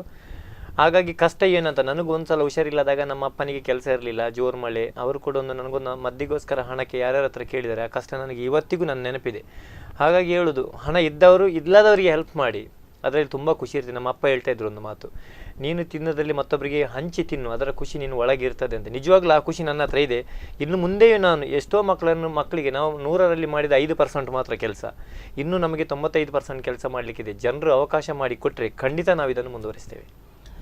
ಒಂದು ಆಳವಾದ ಸಾಗರದಲ್ಲಿ ಒಂದು ಹನಿ ಬಿಂದುವಿನ ಕಾರ್ಯವನ್ನಷ್ಟೇ ನೀವು ಮಾಡಿದ್ದೀರಾ. ಅಷ್ಟೇ. ಇದಕ್ಕೆ ನಿಮ್ಮ ಪ್ರೇರಣೆ ನಿಮ್ಮ ಬಾಲ್ಯದಲ್ಲಿ ನೀವು ಪಟ್ಟಂತಹ ಕಷ್ಟಗಳು ಇರಬಹುದು, ಅಥವಾ ನಿಮ್ಮ ಅಪ್ಪ ಅಮ್ಮನಿಂದ ಪ್ರೇರಣೆಯನ್ನ ಕೂಡ ನೀವು ಪಡೆದಿರಬಹುದು. ಇಂತಹ ಈ ಘನ ಕಾರ್ಯಕ್ಕೆ ನಿಮ್ಮ ಸ್ನೇಹಿತರು, ನೀವೇ ಹೇಳಿದ್ರಿ ನಿಮ್ಮ ಈ ಟೀಮಲ್ಲಿ 80ರಿಂದ 85 ಜನರು ಇದ್ದಾರೆ. ಯಾವ ರೀತಿ ಅವರೆಲ್ಲರೂ ಸಮಾನ ವಯಸ್ಕರು, ಸಮಾನ ಮನಸ್ಥಿತಿ ಉಳ್ಳವರು ಅಂತ ನಾನು ಎಣಿಸ್ಕೊಳ್ತೇನೆ. ಅವರು ಯಾವ ರೀತಿ ನಿಮಗೆ ಸಹಾಯವನ್ನ ಮಾಡ್ತಾರೆ? ಫಸ್ಟ್ ಆಫ್ ಆಲ್ ನಾನು ಅವರಿಗೆ ಥ್ಯಾಂಕ್ಸ್ ಹೇಳಬೇಕು. ಎಲ್ಲರೂ ಹೇಳ್ತಾರೆ ಗೆಳೆಯರಿಂದ ಹಾಳಾಗ್ತಾರೆ ಅಂತೇಳಿ, ಬಟ್ ನನ್ನ ಜೀವನ ಆಗಾಗಲಿಲ್ಲ. ಗೆಳೆಯರು ನನಗೆ ಮೆಟ್ಟಿಲುಗಳಾಗಿ ನಿಂತಿದ್ದಾರೆ, ನಾನು ಅವರನ್ನು ಮೆಟ್ಕೊಂಡು ಮೇಲೆ ಬಂದಿದ್ದೇನೆ. ನಮ್ಮ ಅಪ್ಪ ಹೇಳ್ತಿದ್ರು, ಅವರು ನಿಮಗೆ ಮೆಟ್ಲುಗಳಾಗಿ ನಿಂತಿದ್ದಾರೆ, ಅವರನ್ನು ಮೆಟ್ಕೊಂಡು ನೀನು ಮೇಲೆ ಬಂದಿದ್ದೆ, ಅವರನ್ನು ಮರಿಬೇಡ ಅಂತ. ನಿಜವಾಗ್ಲೂ ನಾನು ಹೇಳ್ತೇನೆ, ನಾನು ಏನಿದ್ರು ಇವತ್ತು ಈ ಸ್ಥಾನಕ್ಕೆ ಬಂದು ನಿಲ್ಲಬೇಕಾದ್ರೆ ನನ್ನ ಫ್ರೆಂಡ್ಸ್ಗಳು ಮತ್ತು ಜನರು ಅವರೇ ಕಾರಣ. ಅವರಿಗೆ ನಾನು ಯಾವತ್ತೂ ನಾನು ಶಿರಬಾಗಿಸ್ತೇನೆ. ಸಾಮಾಜಿಕ ಮನ್ನಣೆಯನ್ನ ಪಡೆದಂಥದ್ದು ಸ್ನೇಹಿತರ ಮೂಲಕ ಅಂತ ಹೇಳುವಂಥದ್ದು. ಸರ್, ನೀವು ಈಗ ಇವರ ಪ್ರತಿಯೊಂದು ಕಾರ್ಯದಲ್ಲಿ ಕೂಡ ನೀವು ಸಹಭಾಗಿತ್ವವನ್ನು ತಗೊಳ್ತೀರಿ. ನಿಮ್ಗೆ ಯಾವ ರೀತಿಯ ಸಂತೋಷ ಇದರಿಂದ ಸಿಗ್ತದೆ? ನಮಗೆ ಅಂದರೆ ರವಿ ಅವರು ವೇಷ ಹಾಕಿದರೆ ನಮಗೆ ಒಂದು ಸಂತೋಷ, ಮತ್ತು ನಾವು ಹಾಕಿದರೆ ಅಷ್ಟು ಸಂತೋಷ ಸಿಗುವುದಿಲ್ಲ. ರವಿ ಅವರ ವೇಷ ವರ್ಷ ಚೇಂಜೇ ಇರ್ತದೆ, ಹಾಗಾಗಿ ನಮಗೆ ಸಹ ಅದೊಂದು ಸಂತೋಷವೇ. ಮತ್ತೊಂದು ಏನಂದರೆ, ನಮ್ಮದು ಹೆಸರೇ ಆಗಿ ಉಂಟು, ರವಿ ಫ್ರೆಂಡ್ಸ್ ಕಟ್ಪಾಡಿ ಅಂತ. ಇದರಲ್ಲಿ ಯಾರೂ ಬಂದು ಸೇರ್ಬೋದು, ಅಂದರೆ ಸಪೋರ್ಟ್ ಅವರಿಗೆ. ಹಾಗಾಗಿ ನಮಗೆ ಮೊದಲು ರವಿ ಅವರು ವೇಷ ಹಾಕುವಾಗ 25 ಜನ ಎಷ್ಟು ಇದ್ದದ್ದು, ಮತ್ತೆ ಒಂದು 30-40 ಆಯಿತು. ಈ ವರ್ಷ 80ರವರೆಗೆ ಬಂದಿದೆ. ಸಪೋರ್ಟ್ ಎಲ್ಲರೂ ಮಾಡ್ತಾರೆ. ಅದೊಂದು 4 ವರ್ಷ ಆಯಿತು. 15 ಲಕ್ಷ ಮೇಲೆ ಹಣವನ್ನು ನಾವು ಇಷ್ಟರವರೆಗೆ ಕೊಟ್ಟಿದ್ದೇವೆ. ಅದೇ ಒಂದು ಖುಷಿ. ಧನ ಸಂಗ್ರಹ ಮಾಡಿದ್ದನ್ನ ವಿತರಿಸಿದ್ದೇವೆ. ಮತ್ತೆ ನಾವು ನಮ್ಮ ಟೀಮಲ್ಲಿ ಬೈಕಲ್ಲಿ ಹೋಗೋದು. ಆ ಬೈಕಲ್ಲಿ ಹೋಗುವಾಗ ಆ ಬೈಕಿಗೆ ಪೆಟ್ರೋಲ್ ಅವರವರ ಬೈಕಿಗೆ ಅವರವರೇ ಹೋಗುವವರು. ಹೌದು, ಬೈಕಿಗೆ ನಮ್ಮ ಹಣ, ಅದಕ್ಕೆ ಪೆಟ್ರೋಲ್ ಬೇಕಾದ್ರೆ ನಮ್ಮ ಹಣದಿಂದ ಹಾಕೋದು. ವೇಷದಿಂದ 1 ರೂಪಾಯಿ ತೆಗೆಯುವುದಿಲ್ಲ, ಇಷ್ಟರವರೆಗೆ ತೆಗಿಲಿಲ್ಲ. ಅದೇ ನಮ್ಗೆ ಒಂದು ಖುಷಿ ಅಷ್ಟೇ. ಈಗ ನೀವು 80-85 ಜನ ಇರುವಂತದ್ರಲ್ಲಿ ಅದು ಯಾಕೆ ರವಿ ಅಣ್ಣನೇ ವೇಷ ಹಾಕ್ಬೇಕು ಅಂತೇಳಿ? ಅದು ಅವರದ್ದು ವೇಷ ಡಿಫ್ರೆಂಟ್ ಆಗಿ ಇರ್ತದೆ, ಅದಕ್ಕೋಸ್ಕರ. ಅನಂತರ ಪಾತ್ರಕ್ಕೆ ಬೇಕಾಗುವಂತಹ ನೈಜ ಒಂದು ಸತ್ಯವನ್ನ ರವಿ ಅಣ್ಣ ಅವರ ಮೂಲಕ ಕೊಡ್ತಾರೆ ಅಂತ ಹೇಳುವಂತದ್ದನ್ನ. ವೇಷ ಹಾಕ್ಲಿಕ್ಕೆ ಬೇರೆ ನಾವೆಲ್ಲ ಹಾಕ್ತೇವೆ, ಅದು ಚೌತಿಗೆಲ್ಲ ಹಾಕ್ತೇವೆ, ಅದು ವೇಷ ಅಷ್ಟೇ ಇದಿಲ್ಲ. ರವಿ ಹಾಕಿದ ವೇಷ ಅಷ್ಟಮಿಗೆ ಒಂದು ಒಳ್ಳೆ ರೀತಿಯಲ್ಲಿ ಕೊಡ್ತಾನಂತ ಎಲ್ಲ ಜನಗಳಿಗೆ ಗೊತ್ತಾಗಿದೆ. ಆ ವೇಷಕ್ಕೆ ಜೀವ ತುಂಬುವವರು ರವಿ ಅಣ್ಣ ಅಂತ ಹೇಳುವ. ರವಿ ಅಣ್ಣ ಇರುವವರೆಗೆ ನಾವು ಅವರ ರವಿ ಅಣ್ಣನ ಹಿಂದ್ಗಡೆ ಇರ್ತೇವೆ. ರವಿ ಅಣ್ಣ, ನಿಮ್ಗೆ ಈಗ ನಮ್ಮ ಈ ಸಮಾಜ ಅಥವಾ ಇಲಾಖಾ ಅಧಿಕಾರಿಗಳು ನಿಮ್ಮ ಈ ಪ್ರತಿಯೊಂದು ಕಾರ್ಯಕ್ರಮಕ್ಕೆ ಕೂಡ ನಿಮ್ಗೆ ಪ್ರೋತ್ಸಾಹವನ್ನ ನೀಡ್ತಾರೆ. ಯಾವ ರೀತಿಯಾಗಿ ಪ್ರೋತ್ಸಾಹವನ್ನ ಸಮಾಜದಲ್ಲಿ ಇರಬಹುದು ಅಥವಾ ಇಲಾಖಾ ಅಧಿಕಾರಿಗಳಿಂದ ನೀವು ಪಡೆದುಕೊಳ್ತಾ ಇದ್ದೀರಾ? ಲಾಸ್ಟ್ ಟೈಮ್ ನಾವು ಅಂದರೆ ಫಂಕ್ಷನ್ ಮಾಡುವಾಗ ಕರೆಯೋದು ನಿಜವಾಗ್ಲೂ ಪಬ್ಲಿಕ್ ಸರ್ವಿಸ್ ಮಾಡುವವರನ್ನು ಮಾತ್ರ. ಪಬ್ಲಿಕ್ಗೆ ಯಾರೆಲ್ಲ ಹೆಲ್ಪ್ ಮಾಡ್ತಾರೆ, DC ಆಗ್ಬೋದು, SP ಆಗ್ಬೋದು, ಡಾಕ್ಟರ್ ಆಗ್ಬೋದು, ಯಾರೇ ಆಗಲಿ ಅವರನ್ನು ಕರಿತೇವೆ. ಲಾಸ್ಟ್ ಟೈಮ್ DC ಹತ್ರ ಕೇಳಿದಾಗ ಒಳ್ಳೆ ರೀತಿಯಲ್ಲಿ ಅವ್ರಿಗೆ ಸಹಕಾರ ನೀಡಿದ್ದಾರೆ. ಅದೇ ಈ ಸಲ ನಾನು DC ಮೇಡಮನ್ನು ಕರೆದಾಗ ಫಂಕ್ಷನ್ಗೆ ನಾನು ಬರ್ತೀನಿ ಅಂತ ಹೇಳಿದ್ರು. ಆನಂತರ ಈ ಸಲ SP ಅವರನ್ನು ಕರೆದೇವೆ. ಲಾಸ್ಟ್ ಟೈಮ್ ನಮಗೆ ಅನ್ನಮಲೈ ಸರ್ ಅವರು ಒಳ್ಳೆ ರೀತಿಯ ಸಹಕಾರ ನೀಡಿದ್ದಾರೆ. ಅಲ್ಲದೆ ಅವರು ಆಫೀಸ್ಗೆ ಕರೆದು ಕೂಡ ನನಗೆ 10,000 ರೂಪಾಯಿ ಹಣ ಕೊಟ್ಟಿದ್ದಾರೆ.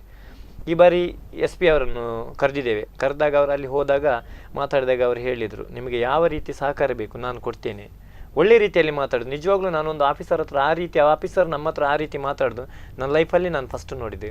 ಹಾಗಾಗಿ ಅವರು ನನಗೆ ಒಳ್ಳೆ ರೀತಿಯಲ್ಲಿ, ಅದು ಸಹ ನಾನು ಹೇಳಿದ್ದೇನೆ, ಸರ್ ನಮಗೊಂದು ರಿಕ್ವೆಸ್ಟ್ ಇದೆ, ಏನು ಹೇಳಿ ಕೇಳಿದಾಗ, ನಾವು ಇವತ್ತು 85 ಜನ ಇದ್ದೇವೆ, ಈ ಬಾರಿ ಹೆಲ್ಮೆಟ್ ಅಂತೂ ಯಾರೂ ಹಾಕೋದಿಲ್ಲ ಅಂತ ಹೇಳಿದೆ. ರೀಸನ್ ಕೇಳಿದರು, ಹೇಳಿದೆ. ಆಯಿತು, 2 ದಿವಸ ನಿಮಗೆ ಹೇಗೆ ಇಷ್ಟ ಉಂಟು ಹಾಗೆ ಮಾಡಿ. ಆನಂತರ ಮಲ್ಪೆ ಸ್ಟೇಷನ್ಗೆಲ್ಲ ಅವರೇ, ನೀವೇನು ಮಾಡೋದು ಬೇಡ, ನಾನೇ ಫೋನ್ ಮಾಡಿ ಹೇಳ್ತೇನೆ ಅಂತೇಳಿ ಅವರೇ ನಮ್ಮ ಕಣ್ಣ ಮುಂದೆ ಫೋನ್ ಮಾಡಿ ರವಿ ಅವರಿಗೆಲ್ಲ ಏನು ಬೇಕು ಅದನ್ನೆಲ್ಲ ಮಾಡಿಕೊಡಿ ಅಂತ ಹೇಳಿದ್ದಾರೆ. ನಾನು ನಿಜವಾಗ್ಲೂ ಅವರಿಗೆ ತುಂಬ ಥ್ಯಾಂಕ್ಸ್ ಹೇಳಲಿಕ್ಕೆ ಇಷ್ಟಪಡ್ತೇನೆ. ಆಮೇಲೆ ಮಲ್ಪೆ ಜನತೆ, ಅಲ್ಲಿ ರವಿ ಸುವರ್ಣ ಆಗಿರ್ಬೋದು, ಅವರ ಮಗ ಆಯುಷ್, ಆ 3-4 ವರ್ಷದ ಮಗು, ಆ ಮಗು ಕೂಡ ನಮ್ಮ ಜೊತೆ ಬಾಕ್ಸ್ ಇಟ್ಕೊಂಡು ಶಾಲೆಗೆ ರಜೆ ಹಾಕಿ ಬರ್ತಾನೆ ಆ ಹುಡುಗ. ಅನಂತರ ಗಣೇಶ್ ಕರ್ಕೇರ, ಗಿರೀಶ್ ಎಲ್ಲರೂ ಇದ್ದಾರೆ. ಅವರಿಂದಾಗಿ ಇಷ್ಟಿಷ್ಟು ದೊಡ್ಡ ಮೊತ್ತ ಬರೋದು ನಮಗೆ ಅವರಿಂದ. ಪಡುಕೆರೆ ಜನ, ಉಡುಪಿ ಜನ ಎಲ್ಲರೂ.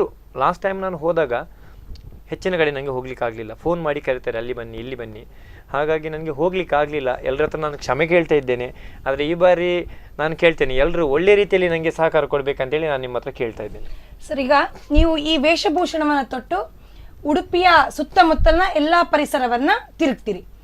ಅದು ಅಂದ್ರೆ ನೀವು ಮೊದಲೇ ಅದಕ್ಕೆ ಬೇಕಾಗಂತ ಯೋಜನೆಗಳನ್ನ ಹಾಕಿರ್ತೀರಾ, ಇವತ್ತು ನಾನು ಇಲ್ಲಿಗೆ ಹೋಗ್ಬೇಕಂದ್ರೆ 2 ದಿವಸವನ್ನ ನಿಮ್ಮ ಯೋಜನೆಯ ಪ್ರಕಾರವಾಗಿ ಆ ಚೌಕಟ್ಟಿನಲ್ಲಿ ನೀವು ಹೋಗ್ತೀರಾ? ಹೇಗೆ ಚೌಕಟ್ಟಿನಲ್ಲಿ ಹೋಗ್ಬೇಕಂತೇಳಿ ನಿರ್ಧಾರ ಮಾಡ್ತೇವೆ. ಹೋಗುವಾಗ ನಾವು ಅದೇ ನಿರ್ಧಾರದಲ್ಲಿ ಹೋಗ್ತೇವೆ. ಅಲ್ಲಿ ಹೋದಾಗ ಅದು ತಲೆಬುಡ ಮೇಲೆ ಕೆಳಗಾಗ್ತದೆ, ಅಲ್ಲಿ ಹೋಗ್ಬೇಕು. ಇಲ್ಲಿ ಫೋನ್ ಬರ್ತದೆ, ಫೋನ್ ಬಂದಾಗ ನಾವು ಬರೋದಿಲ್ಲ ಹೇಳಲಿಕ್ಕೆ ಆಗುದಿಲ್ಲ. ಒಂದು ಕಡೆ ಒಬ್ಬರು ಫೋನ್ ಮಾಡಿದಾಗ ಇಲ್ಲಿ ನಾವು ಕಾಯ್ತಾ ಇದ್ದೇವೆ. ಆವಾಗ ನಮಗೆ ಅವರಿಗೆ ಮನಸ್ಸಿಗೆ ನೋವು ಕೊಡಲಿಕ್ಕೆ ನಮ್ಗೆ ಇಷ್ಟ ಇಲ್ಲ. ಹೋಗಿ ಬರೋ ವರ್ಷಕ್ಕೆ ಒಂದ್ಸಲ ಅವರು ರಿಕ್ವೆಸ್ಟ್ ಮಾಡೋದಲ್ಲ.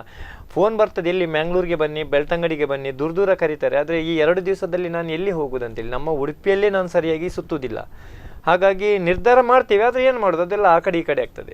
ಈಗ ನಿಮ್ಮನ್ನ ಒಂದು ಕಡೆಗೆ ಅಲ್ಲಿಂದ ಫೋನ್ ಬರ್ತದೆ, ಇಲ್ಲಿಂದ ಫೋನ್ ಬರ್ತದೆ, ಕರೀತಾರೆ, ಜನರು ತಾವಾಗಿ ಕರೀತಾರೆ ಅಂತೇಳಿ ಹೇಳ್ತೀರಿ. ಹೌದು. ಅದು ಯಾವ ರೀತಿ ಅಂದ್ರೆ ಅವರು ನಿಮ್ಮ ವೇಷಭೂಷಣದ ಮೇಲೆ ಒಲವನ್ನ ತೋರಿಸಿ ಕರೆಯುವಂಥದ್ದು? ಹೌದು. ನಿಮ್ಮ ಸ್ನೇಹಿತರ ಸಪೋರ್ಟ್ ಅದಕ್ಕೆ ಇರ್ತದ ಸರ್? ಖಂಡಿತ ಇರ್ತದೆ. ಅದೇ ಹೇಳಿದಲ್ಲ, ನಾನು ಲಾಸ್ಟ್ ಟೈಮು 2017ರಲ್ಲಿ 5,12,745 ರೂಪಾಯಿ ಒಟ್ಟು ಮಾಡಿದ್ದೇವೆ. ನಾನು ಒಬ್ಬ ವೇಷ ಹಾಕಿದರೆ, ಒಬ್ಬನೇ ವೇಷ ಹಾಕಿ ತಿರುಗುದಾದರೆ ನನಗೆ 1 ಲಕ್ಷ ಒಟ್ಟು ಮಾಡ್ಬೋದು ನಾನು. ಮತ್ತು ಅದಕ್ಕಿಂತ ಜಾಸ್ತಿ ನನ್ನ ಹತ್ರ ಒಟ್ಟು ಮಾಡಲಿಕ್ಕೆ ಸಾಧ್ಯ ಇಲ್ಲ. ಯಾಕಂತೇಳಿ ನಾನು ಒಂದು ಬಾಕ್ಸ್ ಇಟ್ಕೊಂಡು ನಾನು ಎಲ್ಲಿ ಹೋಗೋದು? ಈ 85 ಜನ ಹುಡುಗರು ನಮ್ಮ ಫ್ರೆಂಡ್ಸ್ಗಳಿಂದಾಗಿ ಇಷ್ಟು ದೊಡ್ಡ ಮೊತ್ತ ಬರೋದು ನನಗೆ ಏನಿದ್ರು ಇಷ್ಟು ದೊಡ್ಡ ಮೊತ್ತ ಬರಲಿಕ್ಕೆ ಕಾರಣನೇ ನನ್ನ ಗೆಳೆಯರು. ಅವರು 2 ದಿವಸ ಕಾಲೇಜಿಗೆ ಹೋಗೋರಿದ್ದಾರೆ, ಕೆಲಸಕ್ಕೆ ಹೋಗೋರಿದ್ದಾರೆ, 2 ದಿವಸ ರಜೆ ಮಾಡಿ ನಮ್ಮ ಜೊತೆ ಸುತ್ತಾ ಇರುವಾಗ ಆವಾಗ ನಿಜವಾಗ್ಲೂ ಹೇಳ್ತೀನಿ, ನನಗೆ ಸಪೋರ್ಟಾಗಿ ನಿಲ್ಲುವವರು ಅವರು. ನಾನು ಅವರಿಗೆ ಕೂಡ ಈಗಲೂ ಹೇಳ್ತೇನೆ ಪದೇ ಅವರಿಂದಾಗಿ ನಾನು ಅಂತೇಳಿ, ನನ್ನಿಂದಾಗಿ ಅವರಲ್ಲ. ಅವರಿಗೆ ಥ್ಯಾಂಕ್ಸ್ ಹೇಳಲಿಕ್ಕೆ ಇಷ್ಟಪಡ್ತೀನಿ. ಎಲ್ಲ ಕಡೆಗೆ ಹೋಗ್ಲಿಕ್ಕೆ ಆಗೋದಿಲ್ಲ, ಎಲ್ಲಿ ಅಂತ ಹೋಗುದು, ತುಂಬ ಕಡೆಗೆ ಬರ್ಲಿಕ್ಕೆ ಹೇಳ್ತಾರೆ, ಹೋಗ್ಲಿಕ್ಕೆ ಆಗೋದಿಲ್ಲ. ನಮ್ದು ವೇಷ ಇರುವುದು 2 ದಿವಸ, ಮತ್ತೇನಿದ್ರು ಬರುವ ವರ್ಷ. ಹಾಗಾಗಿ ಅದರಲ್ಲಿ ಯಾವ್ದಾದ್ರು ಒಂದು ಚೌಕಟ್ಟನ್ನ ಮಾಡ್ಕೊಳ್ತೀರಾ? ಹೋದ ವರ್ಷ ನಾವು ಆ ಪ್ಲೇಸಿಗೆ ಹೋಗಿ ಬಂತು, ಈ ವರ್ಷ ಅದು ಬೇಡ ಇನ್ನೊಂದು ಕಡೆಗೆ. ನಮ್ಗೆ ಈಗ ಮೇನ್ ಇರುದು ಮಲ್ಪೆ ಮಾತ್ರ. ಅಂದ್ರೆ ಯಾವ ಕಡೆಯಿಂದ ನಿಮ್ಗೆ ಜನರಲ್ಲಿ ಹೆಚ್ಚು ಒಲವು ತೋರಿ ಬರ್ತದೋ, ಅಂದ್ರೆ ಜನರ ಒಲವು ನಿಮ್ಮ ಹತ್ರ ಇರ್ತದೆ? ಇಲ್ಲ, ಜನರ ಒಲವು ಎಲ್ಲ ಕಡೆ ಇದೆ, ಬಟ್ ನಮಗೆ ಅಲ್ಲಿ ಹೋಗ್ಲಿಕ್ಕೆ ಆಗುದಿಲ್ಲ. ಅದಕ್ಕೆ ನಾವು ಜನರಲ್ಲಿ ಕ್ಷಮೆ ಕೇಳುದು. ಎಲ್ಲರೂ ಹೇಳ್ತಾರೆ, ನಾನು ಲಾಸ್ಟ್ ಟೈಮ್ 2017ರಲ್ಲಿ ನನ್ನ ಊರೇ ನಾನು ಸುತ್ತಲಿಲ್ಲ, ಎಲ್ಲ ಮಕ್ಕಳು ರೋಡ್ ಬದಿಯನ್ನು ಕಾಯ್ತಾ ಇದ್ರು. ಮತ್ತೆ ಬೇರೆ ಕಡೆಗೆ ಹೋದ್ರೆ ರವಿ ಅವರ ವೇಷ ಒಂದು ಕಡೆಯಲ್ಲಿ ಇರ್ತದೆ, ಮತ್ತೆ ಗ್ರೂಪ್ ಹೋದ್ರೆ ಅದು ಪ್ರಯೋಜನಕ್ಕೆ ಬರುದಿಲ್ಲ. ನಮಗೆಲ್ಲ ದುಬೈಯಿಂದ ಹಣ ಕಳಿಸ್ತಾರೆ. ಲಾಸ್ಟ್ ಟೈಮ್ ದುಬೈಯಿಂದ ಕಳಿಸಿದ್ದಾರೆ, ಉಡುಪಿ ರೆಸಿಡೆನ್ಸಿಗೆ ಒಬ್ರು ಹಣ ಕಳಿಸಿದ್ರು. ರವಿ ಬಂದ್ರೆ ಮಾತ್ರ ಹಣ ಕೊಡಿ, ಮತ್ತೆ ಯಾವ ವೇಷದವ್ರು ಬಂದ್ರು ಕೊಡಬೇಡಿ ಅಂತ ಹೇಳಿದ್ರು. ಆದ್ರೂ ನನ್ನ ತಂಡ ಹೋದಾಗ ಹೇಳಿದ್ರು, ಇಲ್ಲಿ ರವಿ ಅವರು ಎಲ್ಲಿ ಕೇಳಿದ್ರು, ಸುಳ್ಳು ಹೇಳ್ತಾರ ಅಂತ ಹೇಳಿ. ಮತ್ತೆ ರಿಟರ್ನ್ ನನ್ನನ್ನು ಕೊಡವೂರಿನಿಂದ ಬೈಕಲ್ಲಿ ಕರ್ಕೊಂಡು ಬಂದು ಹೋಟ್ಲಿಗೆ ತೋರಿಸಿ ಆನಂತರ ಅವ್ರು ಕ್ಯಾಶ್ ಕೊಟ್ಟಿದ್ದಾರೆ. ಅವರಿಗೂ ಕೂಡ ನಾನು ಥ್ಯಾಂಕ್ಸ್ ಹೇಳಿಕ್ಕೆ ಇಷ್ಟಪಡ್ತೀನಿ. ಊರ ಪರವೂರ ಜನರ ಒಲವು ತಮ್ಮತ್ತ ಯಾವತ್ತೂ ಇರ್ತದೆ. ಖಂಡಿತ. ನಿಮ್ಮ ಈ ಬಳಗಕ್ಕೆ, ರವಿ ಮತ್ತು ಸ್ನೇಹಿತರು ಈ ಬಳಗಕ್ಕೆ ಹಲವಾರು ಮನ್ನಣೆಗಳು, ಸನ್ಮಾನಗಳು ದೊರೆತಿದೆ ಅಂತ ಹೇಳೋದನ್ನ ಕೇಳಿಬಲ್ಲೆ. ಇದರ ಬಗ್ಗೆ ತಮ್ಮ ಅಭಿಪ್ರಾಯ? ಎಲ್ಲೆಲ್ಲಿ ಪ್ರಶಸ್ತಿಗಳನ್ನ ನಿಮಗೆ ಸಿಕ್ಕಿದೆ? ನೀವು ಮಾಡುವಂಥದ್ದು ಜನಪರ ಕಾಳಜಿಯುಕ್ತ ಒಂದು ಕೆಲಸ. ಆ ಮನ್ನಣೆಯ ಬಗ್ಗೆ, ಸನ್ಮಾನಗಳ ಬಗ್ಗೆ ತಮ್ಮ ಅಭಿಪ್ರಾಯ? ನಿಜವಾಗ್ಲೂ ನನಗೆ ಸನ್ಮಾನ ಸಿಗಬೇಕು, ಅವಾರ್ಡ್ ಬರಬೇಕು ಅಂತೇಳಿ ನಾನು ಮಾಡಿದವನೇ ಅಲ್ಲ. ಅದರ ಬಗ್ಗೆ ನಾನು ತಲೆ ಕೆಡಿಸ್ಕೊಂಡಿಲ್ಲ. ಯಾಕಂತೇಳಿ ನಾವು ಸನ್ಮಾನಕ್ಕೋಸ್ಕರ ಮಾಡೋದಲ್ಲ, ಒಬ್ಬರ ಲೈಫ್ ಚೇಂಜ್ ಆಗ್ತದೆ ಅಂತ ಹೇಳಿದರೆ ಮಾತ್ರ ನಾನು ಅದಕ್ಕೋಸ್ಕರ ನಾವು ಎಲ್ಲ ಒಮ್ಮತದಿಂದ ಒಟ್ಟು ಸೇರಿದ್ದು. ಸನ್ಮಾನ 107 ಕಡೆ ನನಗೆ ಆಗಿದೆ, 107 ಕಡೆ ಸನ್ಮಾನ ಮಾಡಿದ್ದಾರೆ. ಅವಾರ್ಡ್ ಕೂಡ ಬಂದಿದೆ, ಉಡುಪಿ ಜಿಲ್ಲಾ ರಾಜ್ಯೋತ್ಸವ ನಮ್ಮ ತಂಡಕ್ಕೆ, ಆಮೇಲೆ ಸೇವಾ ಮಾಣಿಕ್ಯ ರತ್ನ, ಕೆಲವು 4-5 ಬಂದಿದೆ, ಅವಾರ್ಡ್ ಬಂದಿದೆ. ಆನಂತರ ಲಾಸ್ಟ್ ಟೈಮ್ ಮೊನ್ನೆ 9 ತಾರೀಕಿಗೆ BJ ಮಸ್ಕತ್ಗೆ ಹೋಗಿ ಬಂದೇನೆ. ನನ್ನ ಲೈಫಲ್ಲಿ ಎಷ್ಟೋ ಸನ್ಮಾನಕ್ಕೆ ಹೋಗಿ ಬಂದಿದ್ದೇನೆ, ನಮ್ಮ ಸ್ವಂತ ದುಡ್ಡು ಹಾಕೊಂಡು ಹೋಗಿ ಬರಬೇಕು. ಅಲ್ಲಿ 1 ರೂಪಾಯಿ ಖರ್ಚು ಮಾಡದೆ, ಅಂದರೆ 1 ರೂಪಾಯಿ ನನ್ನ ಹತ್ರ ಇಲ್ಲದೆ ನಾನು ಮಸ್ಕತ್ಗೆ ಹೋಗಿ ಬಂದಿದ್ದೇನೆ. ಅದು ಕೂಡ ನನ್ನ ಹತ್ರ ಪಾಸ್ಪೋರ್ಟ್ ಇರಲಿಲ್ಲ. ಪಾಸ್ಪೋರ್ಟ್ ನನಗೆ ನನ್ನ ಫ್ರೆಂಡ್ ಸುದೀಶಿನ ತಂದೆ ಇದ್ದಾರೆ, ಅವರು ಕೂಡ ಅಷ್ಟೇ, ಅವರು ನನಗೆ ಎಷ್ಟು 3 ದಿವಸದಲ್ಲಿ ಪಾಸ್ಪೋರ್ಟ್ ಮಾಡಿಕೊಟ್ಟಿದ್ದಾರೆ. ಹಾಗಾಗಿ ನಾನು ಹೇಳ್ತೇನೆ ಅವರಿಗೂ ಕೂಡ ಥ್ಯಾಂಕ್ಸ್. ಆನಂತರ BJ ಮಸ್ಕತ್, ಅಲ್ಲಿ ಶಿವಾನಂದಣ್ಣ ಇರ್ಬೋದು, ರಾಜೇಶ್ ಅಣ್ಣ ಇರ್ಬೋದು. ನಾನು ಇದ್ದದ್ದೇ ರಾಜೇಶ್ ಅಣ್ಣನ ಮನೆಯಲ್ಲಿ. ಅವರು ಒಳ್ಳೆ ರೀತಿಯಲ್ಲಿ ಎಲ್ಲ ಕಡೆ ತಿರುಗಿ ಮತ್ತೆ ನನ್ನ ಹತ್ರ ಇನ್ನೂ ಒಂದು 7 ದಿವಸ ಇರು, ಇಲ್ಲಿ ಎಲ್ಲ ಸುತ್ತಾಡಿ ಬರುವ ಅಂತ ಹೇಳಿದರು. ನನಗೆ ಆಗೋದಿಲ್ಲ, ನನ್ನ ಕೆಲಸ ಅಲ್ಲಿ ತುಂಬ ಬಾಕಿ ಇದೆ ಹೇಳಿ ನಾನು ವಾಪಸ್ ಬಂದಿದ್ದೇನೆ.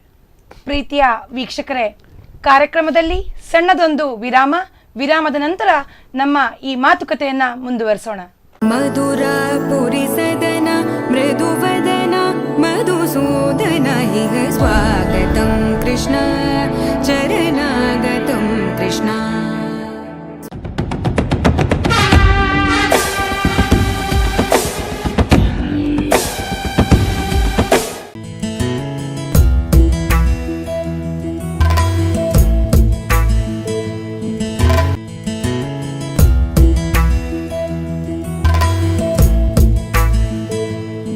ಮಧುರ ಪುರಿ ಸದನ ಮೃದುವದನ ಮಧುಸೂದನ ಇಹ ಸ್ವಾಗತಂ ಕೃಷ್ಣ ಚರಣಾಗತಂ ಕೃಷ್ಣ.